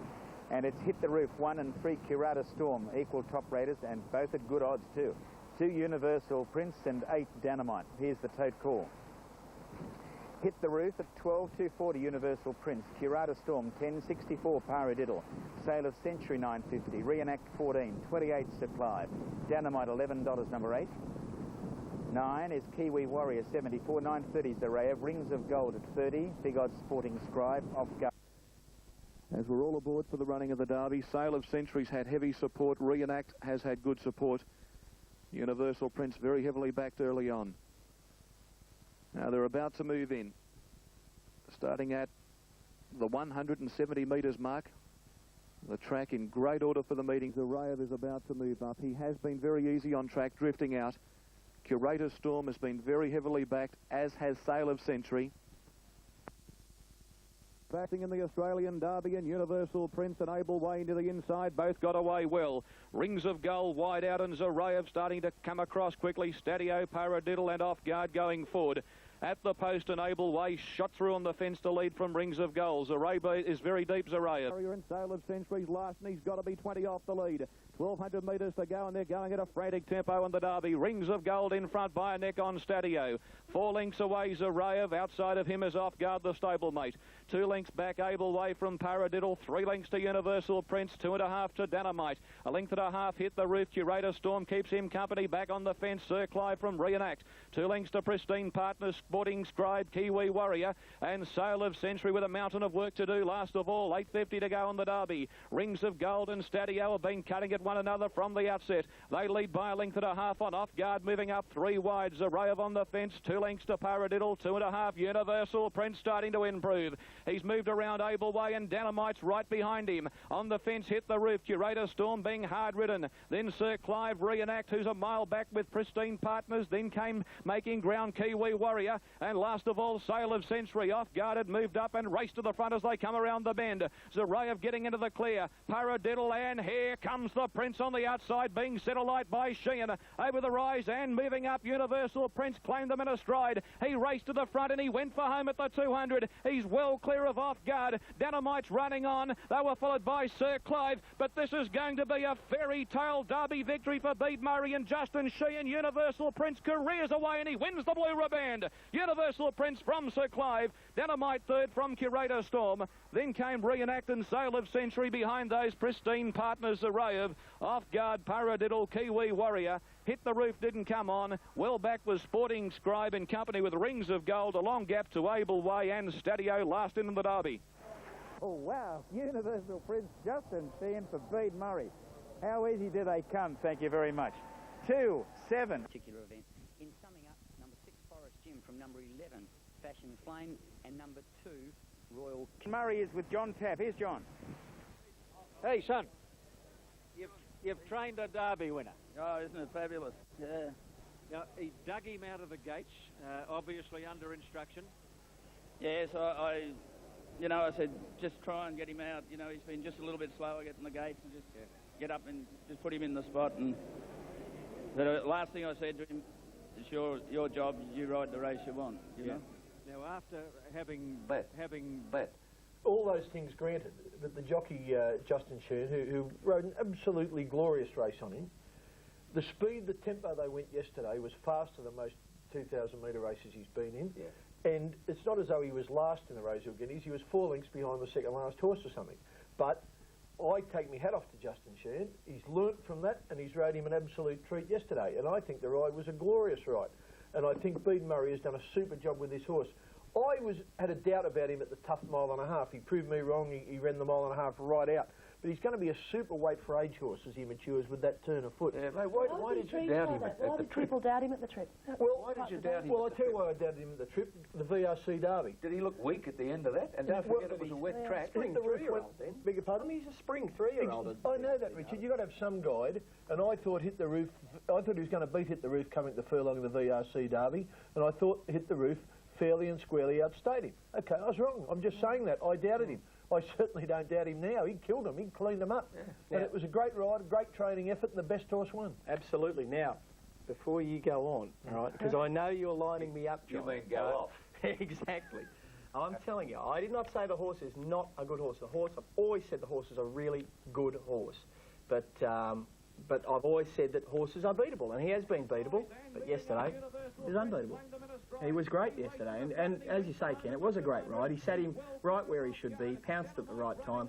Horse went on beautifully, and I don't know if he's a weight for age horse because of his racing pattern. I'm not a great rap on weight for age horses who get back in fields. Yeah. He's got the turn of foot though, hasn't he? He can sprint, but he's vulnerable under those conditions where they go slow and take off on him. You know where I reckon he won the Derby? Yeah, Hit the Roof just hasn't regained his spring form, has he? No, that happens, you know. Some horses, they just have some horses are spring horses, some horses are autumn horses, and he might. Let's have an update for the Group 1 Galaxy, the next of our Group 1 events, and the top raider here is number 13, Cosset. Good odds. Have a look at that, $22, ahead of 3 Camina, 6 Miss Cornucova, and 4 Bradshaw. as we have a look at the marker getting set. Oakbank 870, Falvalon, Black Bean 610, last year's winner, Waits Rider Caulfield, Kamina 280, then go down to number 6, Miss Cornucova, $9.40. The others are double figure odds. Interesting field, great sprint race, Group 1, Galaxy, and himself, which was very good, and very good friends of mine, both Justin and Bede, and I was ecstatic for them. Yeah, I know you're quite emotional, in fact. I know how hard Justin does it, so yeah, good on him. Yeah, well, you'd know better than anybody else. Yeah. Sprinters engaged here. Kamina at 280. It's easy rocking. You've been okay and been this field. This is one of the best sprint fields you could put round. I reckon it's about the best field that's been gathered this year, Graham. Yeah. And if you look at that, the top in the top liners in the betting. Now starters on the stand. It's fly back and 8/8 wide out, and Cullen came out of the gate very quickly. A Glacier dropped back soon after the start. Going very fast in the early stages. Cossack will lead from Cullen. Shy Hero boots up on the fence. Falvalon fourth. Sedurka inside of him. A length and a half to then making ground. Catatonic. Katima outside of it from 8/8. St Petersburg on the fence. Kamina's got a long way back in the gold jacket. They were followed by Miss Cornucova. Well back Bradshaw. Padstow 2 lengths away. Black Bean and a Glacier last of all. They're flying on the bend. Inside the 600 metres mark, Shy Hero just in front of Cossack. 2 lengths away, chasing very strongly on the inside of Sedurka. As they come around the bend, Katima's wide out, Cullen inside of it. Falvalon looking for a run, getting into the clear. Catatonic. Where's the favourite? Kamina starting to ease to the outside, but was checked by Padstow over the horizon. Shy Hero's well clear. He led by 2 lengths on. Padstow lengthening stride, and he's coming with a tremendous finishing burst. Catatonic with him from Kamina, then a Glacier and 8/8.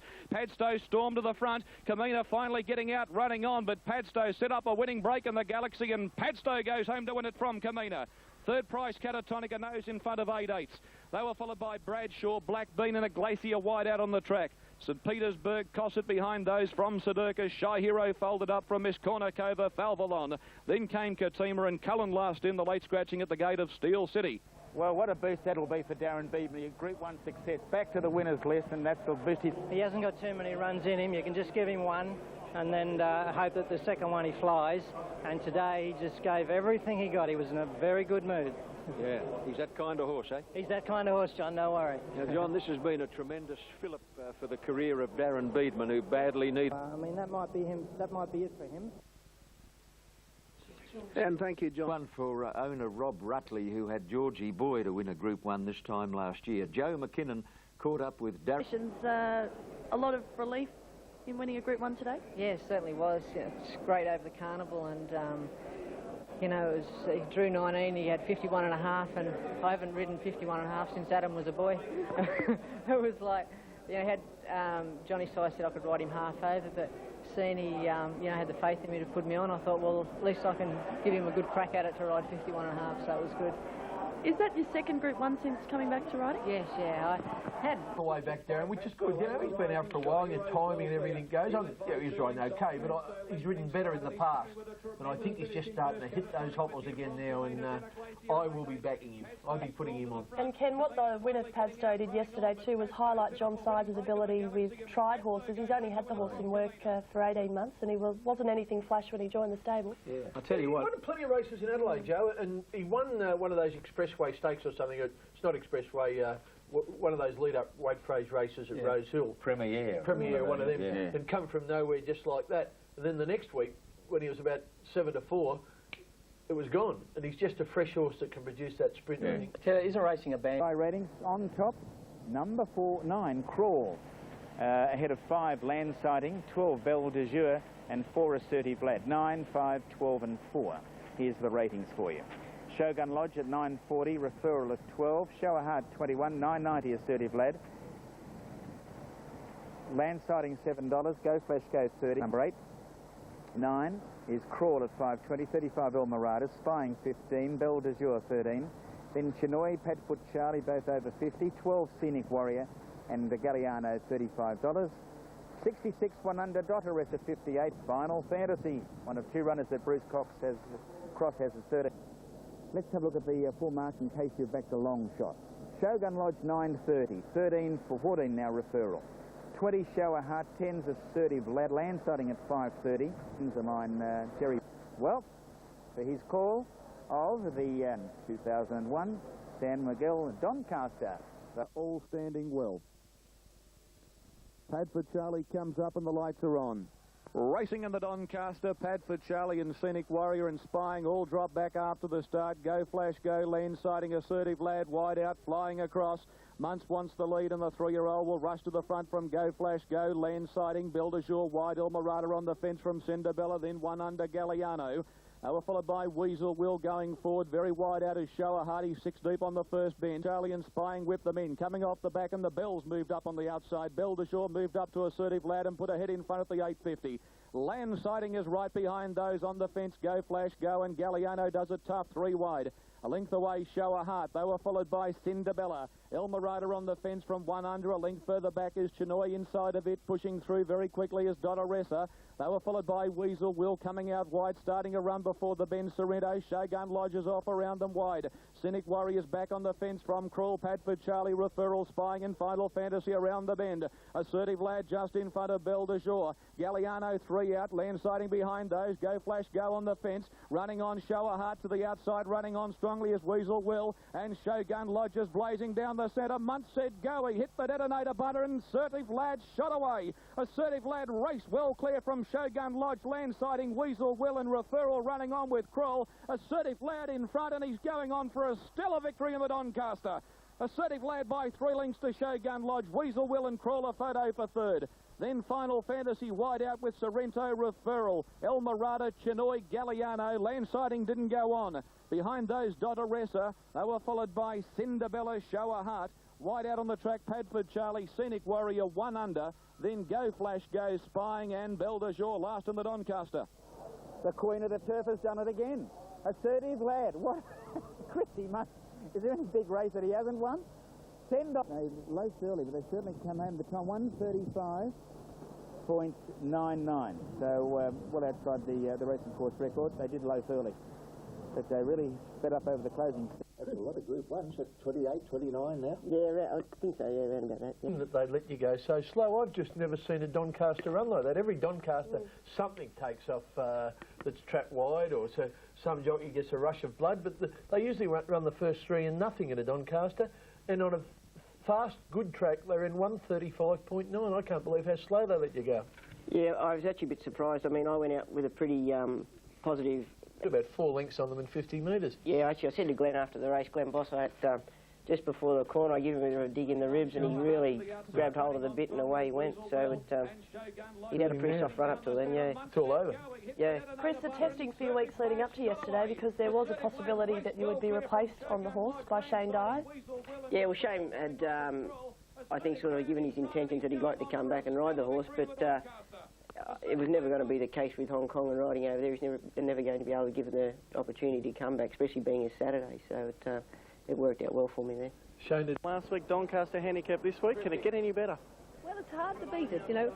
Winning these big races is just the sweetest thing. I think it's probably, a lot of your viewers would relate it to winning a grand final. You know, if you're lucky enough to be in a grand final, we were lucky enough to be in a grand final today. We had our knockers, but he just was too good for them. And, you know, he came from the outside draw. He had to be ridden up to go from back of the field, because he was back of the field when he jumped, ridden up, took them up in the... I said to Chris, I don't care if you lead. I knew if he was up in the first 3, they'd take a power of beating. How right you were. He's a beautifully actioned horse who wastes no energy at all. Lead up since the ride had been pretty good. He hadn't missed a day's work and had felt well in himself. So even apart from being slowly away in the rider, he went terrible in the rider.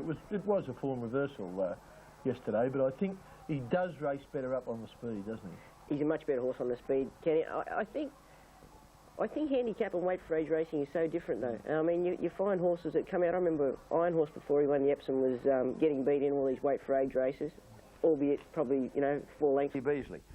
Well, let's look at some of the beaten horses. Crawl ran a super race, but he's always going to need luck, isn't he? He's that sort of horse, but as we were saying during the break, the tempo of the race made it extremely difficult for the horses coming from the rear of the field. With that in mind, the best run in the race, apart from the winner, was certainly the second horse, Shogun Lodge, who wasn't suited by them crawling up in front. And then Crawl, who, you know, he needs speed on too. I thought they were both super runs. And Referral likewise. Exactly. He was way back. Anything that got back in the field, mathematically, it was pretty much impossible for them to take part in the finish, because if if you run the sort of splits that Chris ran... I'm certainly going to... I mean, Bart Sinclair said to me the same question, asked me the same question. I really didn't realise, when I pulled up, I said to Glenn, geez, just before the bend, I went, and he just took off, you know, and... Stks, who runs her best races at this track, to be the last one to come forward with Starina, who was first led out of the track. Is getting a nice run back in the field. Munch yet to go forward. They were followed by Starina, Nio, Prophet's Kiss and Touch the Groom, whip them in. 750 to go. Tiger's Eye in front by a neck on Pastor Express, who's laying down the law. 2 lengths away, Coco Cabana badly needing a run. Lawyer's got it under lock and key. Then 2 lengths to Steel Phoenix. Giovanna starting to come around the outside of the grey. Blanchard on the fence from Wellington. Bias Bay. Nio's well back with Touch the Groom and Prophet's Kiss and Starina. In the straight, 400 metres to go. Tiger's Eye in front. Pastor Express being let down quickly, claimed it. 3 out on the track as Lawyer and Steel Phoenix the grey coming home well from Coco Cabana. And 2 lengths to Giovanna on the outside. Steel Phoenix raced to the front at the 200 metres mark. He got away from Pastor Express, Coco Cabana, then Giovanna, but Steel Phoenix in front going strongly. Giovanna trying hard. Wellington on the fence, Touch the Groom wide out late, but Steel Phoenix in front, and Steel Phoenix has just won it from either Giovanna or Wellington. Nearly a dead heat. Behind those, Touch the Groom. They were followed by Starina, Blanchard, Bias Bay, Prophet's Kiss, Nio. The run was nice, and Wellington hung on particularly well, trained by Guy Walter, but a double for Darren Beedman and John Son. He has now, because there's been no answer to it. We've spent a lot of time with vets, we've scoped the horse, we've examined his kidneys, his bladder, we've been up into the bladder, and Sky Heights has been the best back runner. He's the one they put their money on. Sky Heights jumped with them. In fact, the line of 6 came away beautifully, almost as one. Bozeman first to go. Sky Heights is going to go up and tackle him. Steel Phoenix the grey sliding in. Bellows Signor just a touch wide, racing up past away to Nio. Boss is holding Sky Heights together. He's got him on a sweet run at the moment. 650 to run. He's 2 lengths on Steel Phoenix being hurried along. 2 lengths away, Gillespie starting a move around Bellows Signor. Bozeman's run, he's racing. Nio's along last. Sky Heights is out full of running. Boss has got him under a grip as they come around the bend. He's 2.5. He's 3 lengths in front of Steel Phoenix. 3 lengths Gillespie and then Bellows Signor. Sky Heights, Boss flicking him down the side. 250 to go. He's 2.5 in front. Steel Phoenix gradually making ground. Well clear from Bellows Signor. Sky Heights in front. Steel Phoenix won't pick him up. Sky Heights returns to something like his best form, and he's careering away. A lovely ride in front by Boss. Had a peek over the shoulder, and Sky Heights wins the St Ledger by 3 lengths to Steel Phoenix. Bellows Signor third, then Gillespie, Nio and Bozeman last of the 6. Impressive. Sky Heights all the way. They're going to be very hard to beat, but you know, this horse has got a nice light weight, and you know, he's in the race. Race ball. Yeah, couldn't knock her at all this time. Can you just explain to us what the problems that he's had? Well, I'd like someone to explain it to me if you really want to know. The main problem is his blood picture drops off, and the answer to that we haven't got. How to see him getting back to the days where he won a Caulfield Cup at an AJC Derby? Yeah, I do. I think this horse is still as good a horse as he's ever been. It's just that we've got this problem that we can't hold him. We don't know how long we can hold him for or whatever, but as you see, he's bounced back. 3 clear of Red Hannigan, Viscount and Royal Courtship. So Gay tipped to run 1, 3 and 4 according to the ratings. It's 8, 1, 3 and 2. 750 for Red Hannigan, whereas Royal Courtship, dethroned in the slipper, has come up an odds-on favourite 180. Viscount Zena is scrapped. We're within 30 seconds of a start now in the Sires Produce Stakes, and I think I'm in a position to take you straight to Terry Bailey. Racing in the Sires, and Royal Courtship has come out last. Ha-ha away quickly. Viscount showing speed. Jai's Jump starting to speed across, and Red Hannigan pushing up in the centre. Viscount in front, but Jai's Jump wants the lead. Red Hannigan sits up in the centre third. 2.5 to 800 metres to go on the Sires, and on the inside, Viscount from Jai's Jump. Red Hannigan eases out 3 deep, so Ha-ha will be planted 4 wide as she moves up to make the line of 4. Royal Courtship right behind those, and 3/4 away Valkyrian before the bend, 600 out. Viscount in front of Jai's Jump. Red Hannigan 3 wide, letting loose, and Ha-ha 4 deep. 2 lengths to Royal Courtship. He's being hard ridden. He's not travelling at the moment. Outside of him, Valkyrian as they swing the bend. Viscount on the rail, the front runner. He got away from Jai's Jump. In fact, he booted away. Royal Courtship's now making ground. Ha-ha out in the centre from Valkyrian. Viscount in front. Quinn's hands and heels. Now he pulls the Persuader. Royal Courtship's a length and a half astern, and he can't bridge the gap. They're clear from the filly Ha-ha. Viscount, the jet black horse going full ball for the line with 100 to run. He's well clear from Royal Courtship and Ha Ha, appreciating the heavy conditions, appreciating the 1400 metres, and Viscount is killing them in the sires. Viscount by 4 lengths to Royal Courtship, 5 lengths to Ha Ha, Valkyrian, Red Hannigan and Jai's Jump last in. Well, he had it, and this beautiful big jet black colt by Quest for Fame out of Antwerp has responded in magnificent stead, and he's raced away to win. Today in the end, didn't he? Yeah, he did. Tempo out to suit himself, and he got through the conditions. I think that's probably the deciding factor. He just handled it so well, and really we've always had in mind for this bloke. We always thought when the race got longer he would come into his own, and provided he pulls up well, I can't see any reason why he won't go on. Meaning the Champagne Stakes, I presume, next Saturday. Perhaps. You got a wrap on this fella? I reckon he's the. I reckon that's the one that'll go on as a 3-year-old. Yeah. I like the way it won. He's a good looker, Joe, isn't he? Oh, a magnificent looking horse. I like the way he All the made right all in attributes. front, like this, and then when asked to produce, you know, just Rodney's here says, come on, let's find out what you got, gave plenty. And remember when he, in an upset, beat Accelerator that night at Canterbury Well, too. obviously no upset. Many were suggesting, oh, the way the race was run suited him, hence the win, but I think yesterday he confirmed his ability as a potential top-class horse. Absolutely, that was no upset in hindsight. No, that was exactly was a very good horse beating another good horse. Mm. So, you know, I'm excited about him. What about the rest of them? Sorry. Oh, look, it's hard to tell on the wet track. Some of them will have excuses. A lot of those horses have had a very, very long, hard campaign right through the Golden Slipper. I think there are excuses for the ones behind him, but I just like that horse. Royal Courtship started from the start of the race.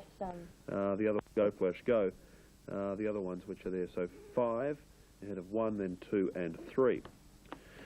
Adam at $5 is the only other one in double figure odds. 23's Elmer. She won the race last year, scoring a cracking win over Georgie Boy. Saron, gates are back. Sunline's missed it. She's missed it half a length, Sunline, but Charles is starting to take her through. Adams in front early on. Sunline is now going fast, and Go Flash Go showing speed. Elmirada's going forward. Go Flash Go 4 wide leads the way. Sunline inside of him. Adam between the pair. Elmirada still back. Go Flash Go in charge.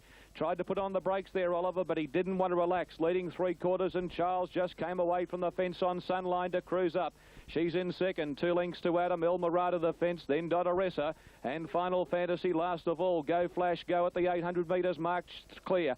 3/4 of a length on Sunline. Adams out 3 wide, 1 back Elmirada. They were followed by Dotteressa and Final Fantasy. They've had a mid-race breather, 600 out. Go Flash Go a neck in front of Sunline, going up to strike, 2 lengths to Adam. He dropped the bit, Adam, he's being chased along. Elmirada on the fence, 2 lengths to Final Fantasy. Dotteressa to the outside, Adam's gone. In the straight, Charles hasn't moved yet. He's holding her firm together in front, Sunline, leading by 2 lengths, Elmirada. Dotteressa to the outside, he's had to get busy. Sunline's a length in front, Elmirada's a danger. Then Dotteressa, Sunline responds. She's a length clear. Elmirada, Dotteressa, Final Fantasy. He's starting to fly, Final Fantasy after Elmirada and Sunline. Elmirada in front, Sunline kicks with Final Fantasy, but Elmirada a boil over. Elmirada's won the All-Age Stakes from Final Fantasy and Sunline third. Then Go Flash Go, Dotteressa and Adam gone 600 metres out. He's run last. Elmirada, Brian York and John Size. John runner-up last year with Georgie Boy behind Sunline, and he's gone better. Well, the great mare, she's missed the kick. Is Mark de Montfort, and Sunline, her nemesis, seems to be the Ranvet Mile. She has been beaten and softened up a couple of times over this famous trip, and she's battled only fairly back into third position. My commiserations to Sunline's connections, but I think it was just unfortunate she got away badly, and then that upset her race plans and probably brought about her defeat. It's very disappointing for them, but anyway, someone's got to be a winner, so I suppose I'm pretty happy it's us. I'm told this horse is not good. So that wasn't a real good guide, and that's the only run he had for me under wet track conditions. But the horse is trained beautifully. He's just done everything perfect since he walked in the yard. He had no luck last week in the Doncaster. He's held up badly after straightening. Yeah, well, there's no way you could say Sunline was disgraced. I mean, she got beaten half a length. The ping was lacking, but we'll come back to... Do you remember that horse, Elmirada, as a 3-year-old? Bart Cummings trained him. Potential top class then, wasn't he? I can remember him running Tie the Knot to about a head one day in a race called the Dulcify Quality. You know, he looked like being a very good horse as a 3-year-old. Barry Latta bred him from Tasmania. Rainbow Bubbles, I think, was the full brother.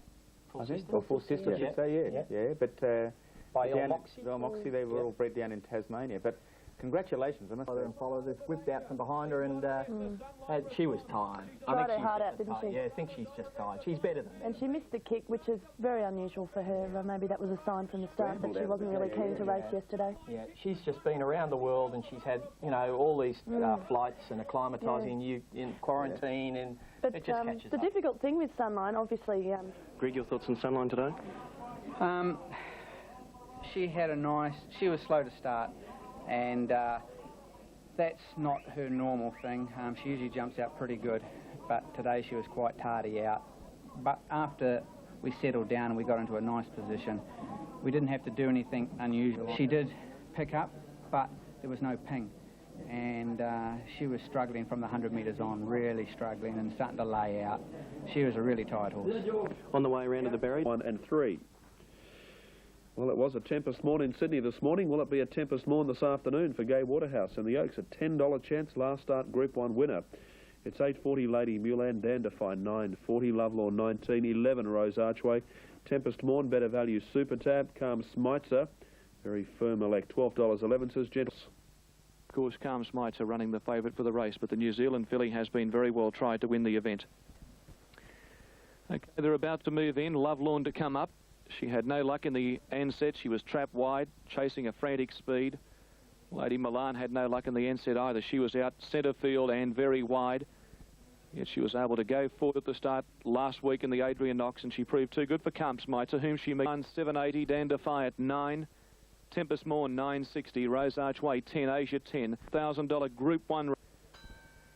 Gates are back, and they've broken in a beautiful line. Mrs. 10 Dorker and Gwendolyn went back shortly after the start. Life is Beautiful, Gentle Genius, and also Tempest Morn wide out. Lovelorn in the cerise jacket going forward. Not far away, Calm Smitzer. Mrs. 10 Dorker is rushing through from Dandify. Lady Milan's 5 deep on the first bend from Asia. They were full of dust and 2 lengths to Gwendolyn. They race up by the 1,200 metres mark. They're halfway from home in the Oaks, and Lovelorn puts on the speed. Lovelorn by a length and a half. Lady Milan, Gentle Genius, scraping paint, 2 lengths to Tempest Morn, a length and a half. Life is Beautiful. 3/4 Mrs. 10 Dorker, Asia worse than centre field inside of Dandify. Rose Archway striding around 11s. Calm Smitzer second last, 9 off the lead and 2 lengths to Gwendolyn. So they come down the side of the track with 850 metres to go, and Lovelorn looking for an all-the-way victory. 3/4 to a length on Lady Milan, who's travelled pretty well after wanting to tug in the early stages. Gentle Genius on the fence, Tempest Morn right behind those 2 lengths. Mrs. 10 Dorker, Life is Beautiful, Dandify 3 wide. Rose Archway going forward, deep out. Asia picking up ground in between runners. They were followed by 11s. Calm Smitzer's back second last and 2 lengths to Gwendolyn. They bunch up before the bend, 500 metres to go on the Oaks, and Lovelorn in front. She left the rail and Gentle Genius went up to join her. Tempest Morn wide out. Lady Milan dropped the bit. Asia getting into the clear. Life is Beautiful, the fence. They were followed by Rose Archway and running on Mrs. 10 Dorker from 11s. Tempest Morn under a grip from the pumper. Race to the front, topping the rise. She shot away. Rose Archway's out after her. Tempest Morn shifted to ground. Rose Archway's a length and a half astern. Then came Asia. Tempest Morn in front. Rose Archway. It's the shades of the Enset Stakes coming after Tempest Morn. Cassidy throwing everything at Tempest Morn. She ran out again, collected Rose Archway, but she's got to the Rose. Rose Archway's got up to win the Oaks from Tempest Morn. They straighted the others. 6 lengths away, Asia. Then came 11s. They were followed by Life is Beautiful, Gentle Genius, Dandify. Well back, Lovelorn, Gwendolyn, Calm Smitzer didn't fire a shot. Then Mrs. 10 Dorker and Lady Milan has run along last. Brian York just kept persevering down the straight. I didn't think she was going to catch that other filly when she kicked 3 on. But she's a gutsy little filly, that filly, and she just keeps trying, you know. She's come a long way this preparation, and I just think it was my turn to win a Group 1. There's not many left over the carnival. You fancy an good fun, you know. Poetic justice in a way. Many regarded this filly as unlucky not to have beaten Tempest Morn at Rose Hill. Yeah, well, as everybody knows, we protested and didn't get the protest, and I thought she probably should have won the race, but anyhow, we've won today, so that's lovely. Congratulations, mate. Thanks very much. About the weight, but no, he couldn't be more happier with it because he did ride a work. Yeah, it's been great. 2 Group 1s on the trot, so it's great. A hard-fought victory, this one, because Tempest Morn shifted out quite dramatically on your horse. Yeah, she ducked out badly at the 100 there, and I probably would have won this one on protest. Didn't get the last protest, but I reckon I should have. but today's result probably vindicates us. The game riding effort by you two, you never stopped riding it? Yeah, I knew I was going to get there. So the more I gave her, the more she tried, and I thought, well, if I don't get into her, she's not going to win. So I really stayed stuck into her, and she finished up getting there. Well, Clary, it was looking like a pretty lean... She would strike me as a perfect little Caulfield Cup mare in the spring. She would be a good little Caulfield Cup mare. What do you reckon? This morning, but she just kept finding the line and she still got up and won. And after all interesting that. to hear that she did nearly die at Christmas time. Richard, colic that was induced by swimming? By swimming, yeah. You often get colics that are induced by swimming. You get they get in the cold water and they tense up or something happens, and you often get what we call a swim colic. Mostly they go away, but obviously with this it was more serious with her. But I'll tell you what, Brian York, he's the luckiest man on the racecourse yesterday. This filly has got up by a head, and probably would have got up on protest anyway, but if it hadn't have won, they'd have skinned him alive. I reckon that is the worst ride Brian York has ever put in on a Group 1 winner. And he's a great jockey, Brian York, don't worry about it, I'm a great supporter of his. But I reckon he sat at 3 deep in last place, right? And he's not where you want to be in any race. If you're going to be in last place, why not just pull it back and put it on the fence, you know? 3 deep in last place. He's come around the entire field. The poor little thing's got hammered twice in the straight, I tell you. That was nothing to do with him getting hammered in the straight. No, that wasn't anything to do with him. But I tell you what, he gave it the hardest run in the race and it still won. But and you know, jockeys do that. They all get patted on the back when they win, like nothing could ever have gone any better. Why wouldn't they? I'm being quite vituperative Run a Group 1 about this. What? I'm being quite vituperative about this. Go back to some of her Melbourne runs. Is she a filly? Last, and once again, this is going to be a very... Now he's up over a bit of a distance. He travels in his races. I think he'll show a good turn of foot at the finish of the race. He's racing very well. I was going to leave 5 Zarayev out. I thought he had a hard run in the Derby, taking the field up to the tearaway leaders, but gee, he looked good in the parade. I've thrown him in as my 3rd choice, and I've thrown number 12 Defier in, only a lightly raced horse, who's jumping up in distance a bit here, but awkwardly... Zarayev is very fractious in the barrier. They're off. They've jumped in a good line. Life is Beautiful in Glenrowan near the inside and spurred on out fast. Inspire in the gold jacket. Mars Couture wide outs going forward. So too settling down as Vampire with Zarayev and Go Bent. Taking stock, Mars Couture wide. All Go Bent got a bad check centre field and he dropped right back. Mars Couture raced to the front. And out gate and a length away, Reenact as they come off the back. 10 lengths first to last. And Mars Couture sets up the play, leading by a length and a half on Go Bent. 2 lengths to Life is Beautiful. Vampire outside of it. No Luck Zarayev. Glenrowan's had a good run on the fence from spurred on. 1 away, Make Me a Miracle. 2 lengths, Hebe Reeve. Around it, Inspired Defier about to start a wide run. They were followed by Outgate, Reenact coming to the outside, and Marquess last. Mars Couture a handy leader before the bend. 600 metres to go. He's by 2 lengths on Go Bent. Life is Beautiful's had a charm run. Glenrowan's rider, Corey Brown, looks to come away from the fence in the red cap. Outside of him, Vampires, Zarayev dropped the bit from spurred on, picking up ground. Then came Outgate, Inspire, Make Me a Miracle, homeward bound. Coming over the rise, 400 to go, and moving up the filly, Life is Beautiful, swooped on the lead from Mars Couture. Hebe Reeve seeing daylight from Glenrowan and spurred on down the centre from Outgate. In front, Life is Beautiful. Hebe Reeve and spurred on, try for dear life to get on terms. In front, Life is Beautiful. Hebe Reeve's coming with spurred on. Hebe Reeve spurred on, get to Life is Beautiful, spurred on, lunge, grabbed the lead, and he won the Frank Packer, I think. I think spurred on the last stride from either Hebe Reeve or Life is Beautiful in a 3-way go. Behind those, Defier storming home from Outgate, Reenact, Make Me a Miracle, Glenrowan, Go Bent, Zarayev. Well back, Vampire, Inspire, Mars Couture last in. No, there's another one, Marquest. It was a very delicate ride by York. He was waiting his time, biding his time. Terry, you're right. It did come in over the closing stages, though, in the last 50 metres, or he appeared to from the lateral view. 18 Defiers a horse to watch. Yeah, drew off the track yesterday and did well to run on and finish, what was it, 4th in the end, yeah. A very promising horse. I don't know about this race. I think the finish was a bit bunched and they were all a bit close, and I'll be watching these and see how they come up again. There's Reenact running again. I was just going to say, here he comes again. Here he comes again. Reenact. Back me next horse. In the Emancipation. 1 under 15, 450 Heather, Poppet 290, 16 Miss Zoe, Crestfallen 23.9 Ramwick as they get set for the Emancipation Stakes. For the latest, here's Terry Bailey. Or Haste moving in, coming in quickly. Ada Moore moving up, 1 under to move in. Now Little Heather to move in. 1 of 4 runners for John Hawkes comes up, and more Haste right up to it.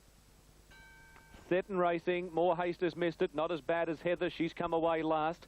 Fast out Poppet going to the front. Aloha Charm began well, and Crestfallen travelling on the fence. Frivolity the centre. 2 lengths away is Heather.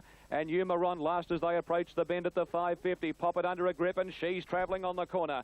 Leading by 2 lengths, 1 under. Aloha Charm tracks the speed on the rail. Coming out Crestfallen, Miss Zoe 4 wide there. 3 lengths to the Druidess. Heather and well back as Guide. More Haste is behind them and about 5th looking for a run.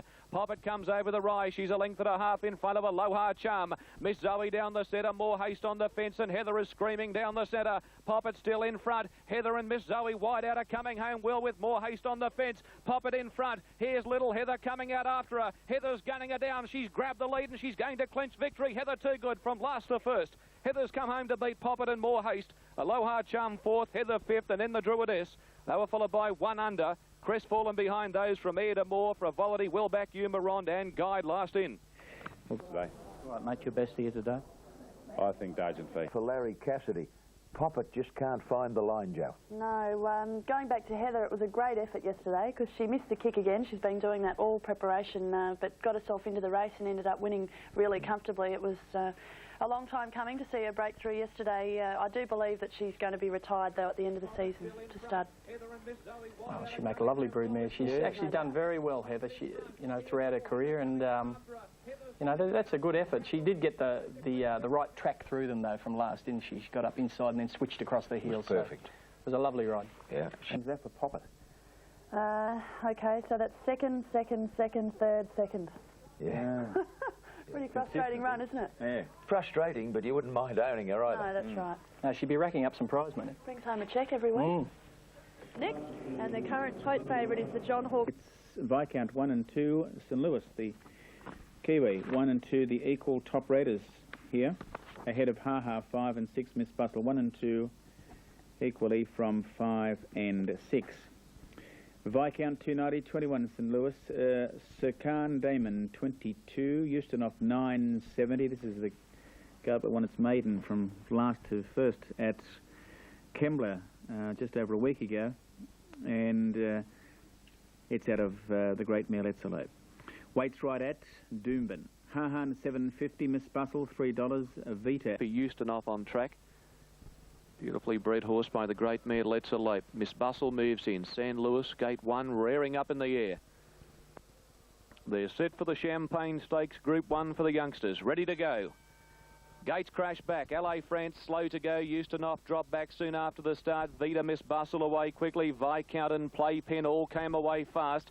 Viscount's in front of Miss Bustle. Playpen, Miss Bustle and Viscount level pegging. At the 900 metres mark there, 2 lengths. Playpen, Secundamon 4th. 1 away, LA France, wide out on the track. Vita between runners and San Luis on the rail. 2 lengths to Ha Ha. And Eustonov back on the fence as they race by the 800 metres mark. Miss Bustle outside of Viscount, there together. LA France moving up 3 wide. Secundamon a close 4th. Playpen on the fence. 2 lengths to Vita. Ha Ha starting to get mobile. She's going around that filly.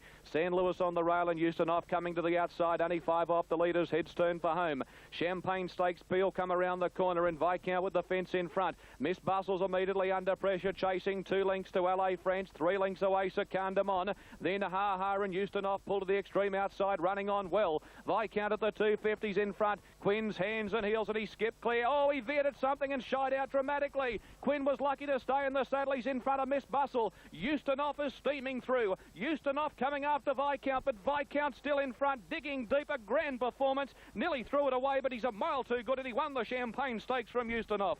Miss Bustle 3rd, then Secundamon Vita. They were followed by LA France, Ha Ha well back with San Luis, and Playpen last of all. Well, what a frightening moment for a stride or two at about the 250 for Rod Quinn. Rod, when the incident happened, it totally caught him unawares. He had no idea it was coming. No. And as Terry said, terrific horsemanship there. Have a look at that, would you? Title to lose the race and lose it by a few lengths, aren't you? But he was able to... Well, that's the sign. Good horse, and well done. And despite the incident, he's still gone on to record a really convincing win. Imagine if he hadn't have done that, he would have absolutely streeted him. It just shows how dominant he is, Joe. He's got, this is what John's always had planned for him, and it just shows you just how much he had on them, because he would have won by 4 or 5 lengths without a doubt, so... By you, how on earth did you stay in the saddle? I don't really know, Joe. I mean, he caught me really unexpected with what he done today. He sort of shot at them seagulls and he shifted pretty quick, but really I never thought about falling off. All I thought was, you're throwing this race away, you bugger, you know, so just get going again. But no, I don't know, it was just one of them. To straighten him up again, he went away for a very comfortable win. Oh, I mean, to do what he done, really, when the horse shot at them seagulls and ran out the way he did, the rest of the field should have been able to go straight past him. And to pick himself up and do what he, you know, finish the race off like he did, he's a smart horse.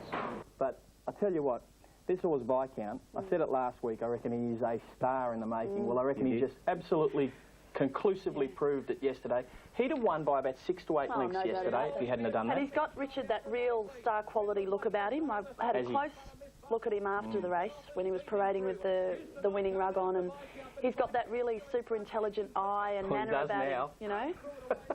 Okay, Marty. You're in love with him, Joe, I didn't see you yesterday, Ranvet, watching Viscount up close, did I? You're in love with Well, I wouldn't say I'm in love with Viscount, but I do think he's a very I am in love with Viscount. I reckon he's a star. And it's an imposing name, John, isn't it? It's a beautiful name. Eustenoff is another one with a future, a son of Let's Elope. And Circon Damon, I think, is a horse that we'll hear a lot more about next time, in a very good fourth yesterday. Yeah, well, I think... Here's an opening tote market for you. Cronus, number 5, and 14, Universal Prince are the equal top raters, ahead of Shogun Lodge, number 2, and 6, El Morada. Here we go. 1 out, Shogun Lodge, 347, 10, Referral, Freemason, 17, Cronus at 23, El Morada, 35, 25, Steel Phoenix, Go Flash, Go, 44. Brave Prince, 31, Final Fantasy, 31, In a Flurry, 22, Dotteressa, 41, 21 Market Price, 330 Universal Prince, and Chinoy, the first reserve at Big Odds. The San Miguel Queen Elizabeth Stakes. Queen Elizabeth, a terrific race this. The big query, Shadow, is the speed of the race. There doesn't appear to be a great deal of pace. You have Go Flash Go, who looks the pronounced leader in the event. This is the best I've ever seen the horse look this campaign, and today he's blooming. He looks $1 million. Well, just leave that for a second there, Terry. There. Won last year by Georgie Boy for Lenny Beasley. Intergaze before that, Mainton Power in 1988. Intergaze for the first time back in 97. Doremus, Jern, Durbridge, Viander Cross, Rough Habit. The list goes on, a list of champion gallopers. And we've got 2 outstanding horses in Shogun Lodge, I should say, and Universal Prince. It's a big test. So heels up the gates. So heels up the gates are back. El Morada a little bit tardy to get going. Referral on the fence away fast. Go Flash Go out very quickly. Shogun Lodge began brilliantly and coming across Dotteressa and also El Morada. Go Flash Go in front of Dotteressa, moving up El Morada. Go Flash Go in front, racing to the 1,000. 1 length El Morada. Referrals had a beautiful run on the fence, 3/4 Dotteressa. Final Fantasy obliged to go forward, 3 wide. Freemason on the fence, 2 lengths to Cronus. Steel Phoenix, Shogun Lodge, worse than centre field, 3 wide.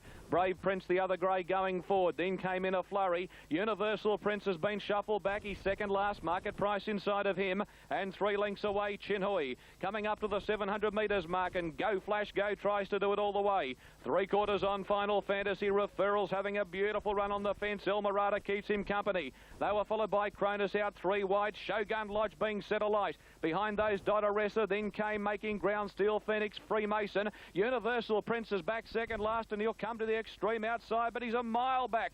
Coming over the rise in Final Fantasy after Go Flash Go. Referral looking for a run from El Morada. Shogun Lodge letting down, and he's coming with a whirlwind finishing burst the Lodge. Shogun Lodge race to the front from Go Flash Go. Final Fantasy, El Morada, Steel Phoenix. Shogun Lodge in front. Go Flash Go's having another crack at him. Shogun Lodge hangs on and he wins the Queen Elizabeth. Shogun Lodge from Go Flash Go and El Morada. They were followed by In a Flurry, Freemason, Dotteressa behind those with Referral.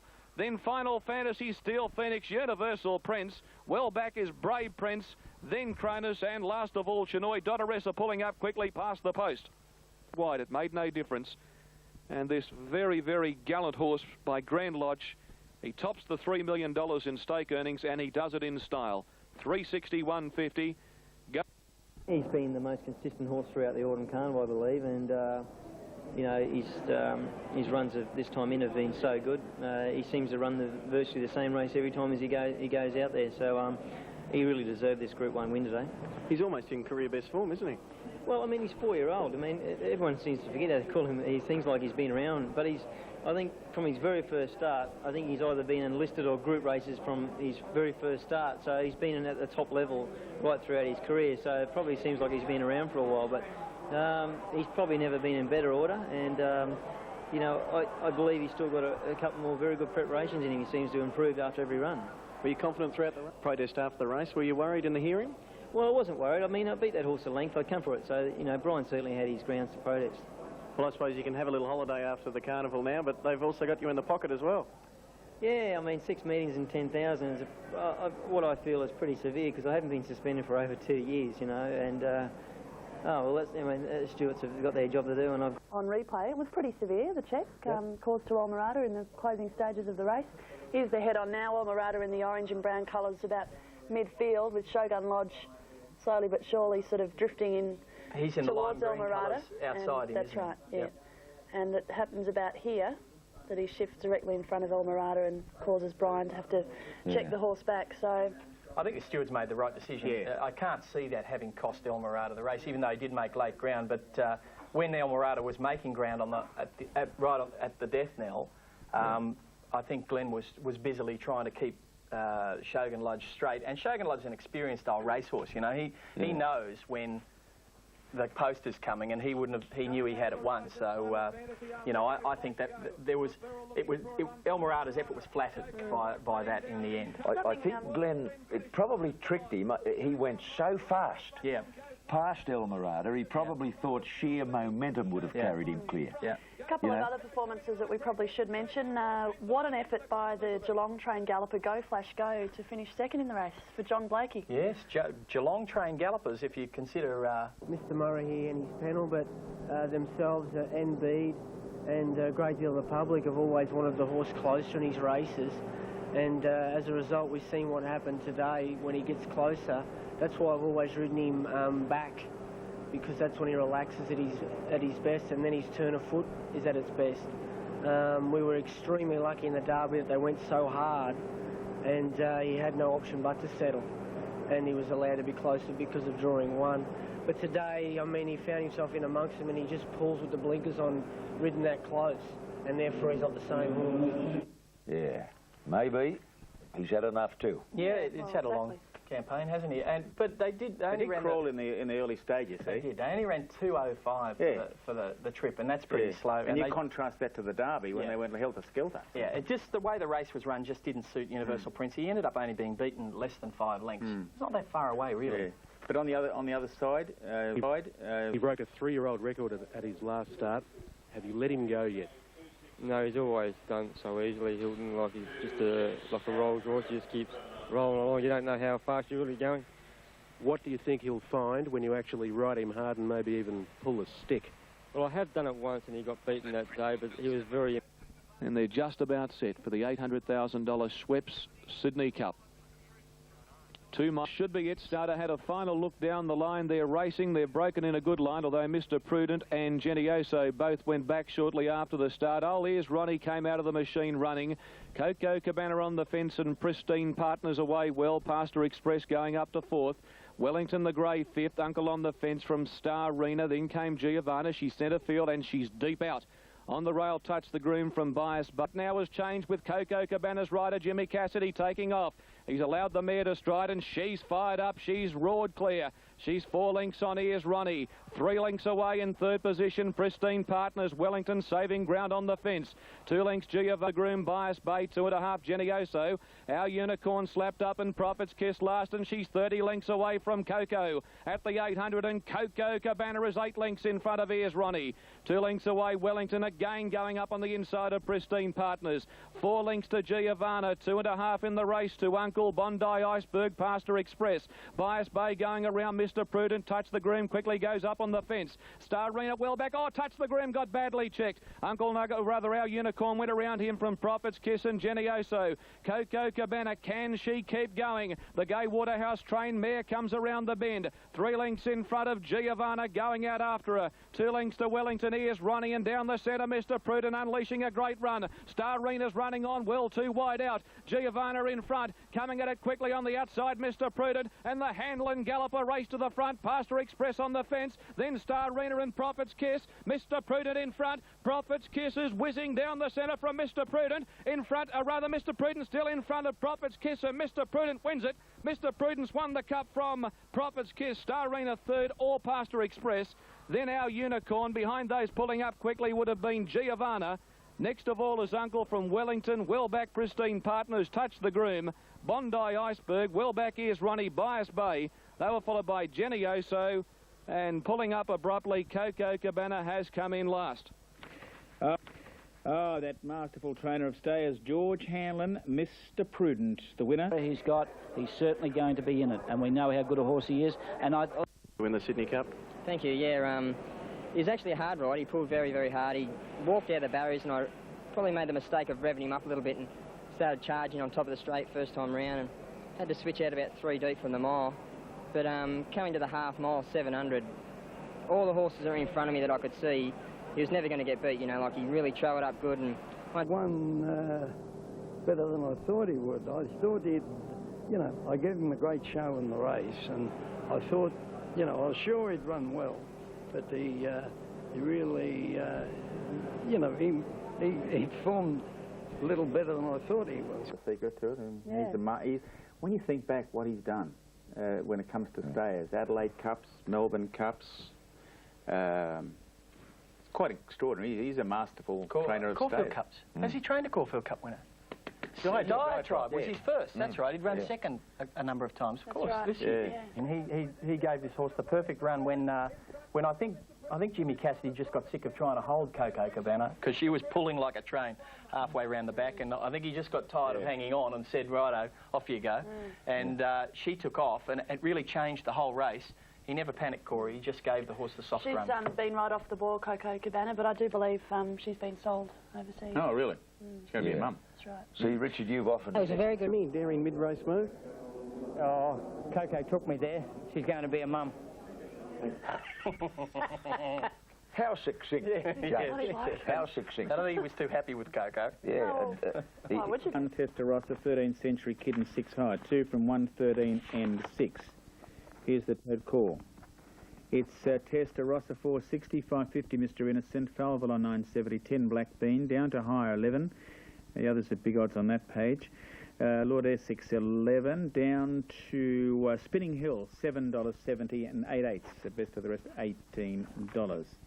Race 8. What a great race to end the AJC Autumn Carnival. The Group 3 TJ Smith Stakes, Wayne. It has attracted a hot field. Testarossa to start favourite. Okay, Shadow. Testarossa, there he is, moving in. He goes to Japan. Races there on May 15. For an astronomical amount of money, really. And what a great sprinter he has been. On track, they've put a packet on Testarossa. He's been heavily backed. Spinning Hill's been firm. There's been strong support for hire. And Mr. They settle. Racing, broken a great line. Shy Hero and Falvalon wide out away quickly. 8/8 Lord Essex and also Century Kid all away quickly. Mr. Innocent settles 6th on the inside of King of Acapulco Continuum. Century Kid rushed through at the 800 metres mark to lead 8/8. Shy Hero 3 deep and third. 2.5 Lord Essex, he's wide out. They were followed by Falvalon going around him, and Mr. Innocent hunts up on the fence. 2.5 Testarossa inside of King of Acapulco from Continuum. Knickerbocker Kid wide, Spinning Hill on the fence. In the cerise jacket is higher, Bill de Jour, Black Bean, Padstow and Steel City. Century Kid the leader. Straightening up 400 metres to go by a length on 8/8. 2 lengths to Shy Hero, 2 lengths to Falvalon. Lord Essex, Testarosa's under pressure. Mr. Innocent on the fence and Spinning Hill running on. Century Kid's going great guns. He's booted. He's a length in front of 8/8. Falvalon starting to come with giant strides. Century Kid in front. Falvalon's eating up the ground. Spinning Hill's flying through late. Century Kid in front. Falvalon, Spinning Hill lunged, but they didn't get there. Century Kid all the way has won the TJ Smith from Spinning Hill and Falvalon. Higher behind those with 8/8 and Mr. Innocent. Testarossa didn't fire. Steel City, Blackbean, Knickerbocker Kid. They were followed by Padstow, pulling up quickly. Lord Essex, Belle de Jour, King of Acapulco, Continuum, and Shy Hero last in. Here, Graham, at Doomben, we got the final of the Inter-Dominion Trots tonight. Improved his own weight, as has Spinning Hill. Century Kid, I tell you what, he's hard to stop once he gets his own way in front. Yeah. He is developing into a real top front-running sprinter, and great effort, because that was a quality field. You can't take anything away from Century Kid in that. What about Mr. Innocent, Joe? Well, it's interesting looking at the steward's report here to see that Glenn Collis, Mr. Innocent, by the way, finished 6th, but he was reminded of his obligation to ride his mounts out fully to the finish line. So a soft sort of performance by Mr. Innocent yesterday. But he's heading to Brisbane too for bigger and better things as well. But he wouldn't have troubled the place getters. You know what would be running through Glenn's mind? The horse was beaten. That's right. He'd be remembering how sick he was in Hong Kong. I mean, Well, that he nearly horse died, nearly died. He was on his deathbed, fair dinkum. Takes some beating when he gets back up to Brisbane. I'll tell you the merit of Spinning Hill and Falvalon's run Yeah. is that the winner ran home his last 600 in 34.75, which is just about the fastest of the day. Was always going to be hard to run down when you get to run a last sectional like that. And, you know, those two did take ground off him, and Spinning Hill particularly took a lot of ground off him, so it was a great last 600 from her. Falvalon looked as though he was perfectly placed just under that, but there you go. But it was Testarossa's last start in Australia. Yeah, he's heading to Japan now for 2 races over there. What did you make of him? Having his last start on Australian soil? I'm not sad about, you know, having his last Australian start because he's got to stop sometime. He can't keep going forever. I would have liked him to have finished on a better note, but, you know, we'll just probably try a couple of different things with him and see if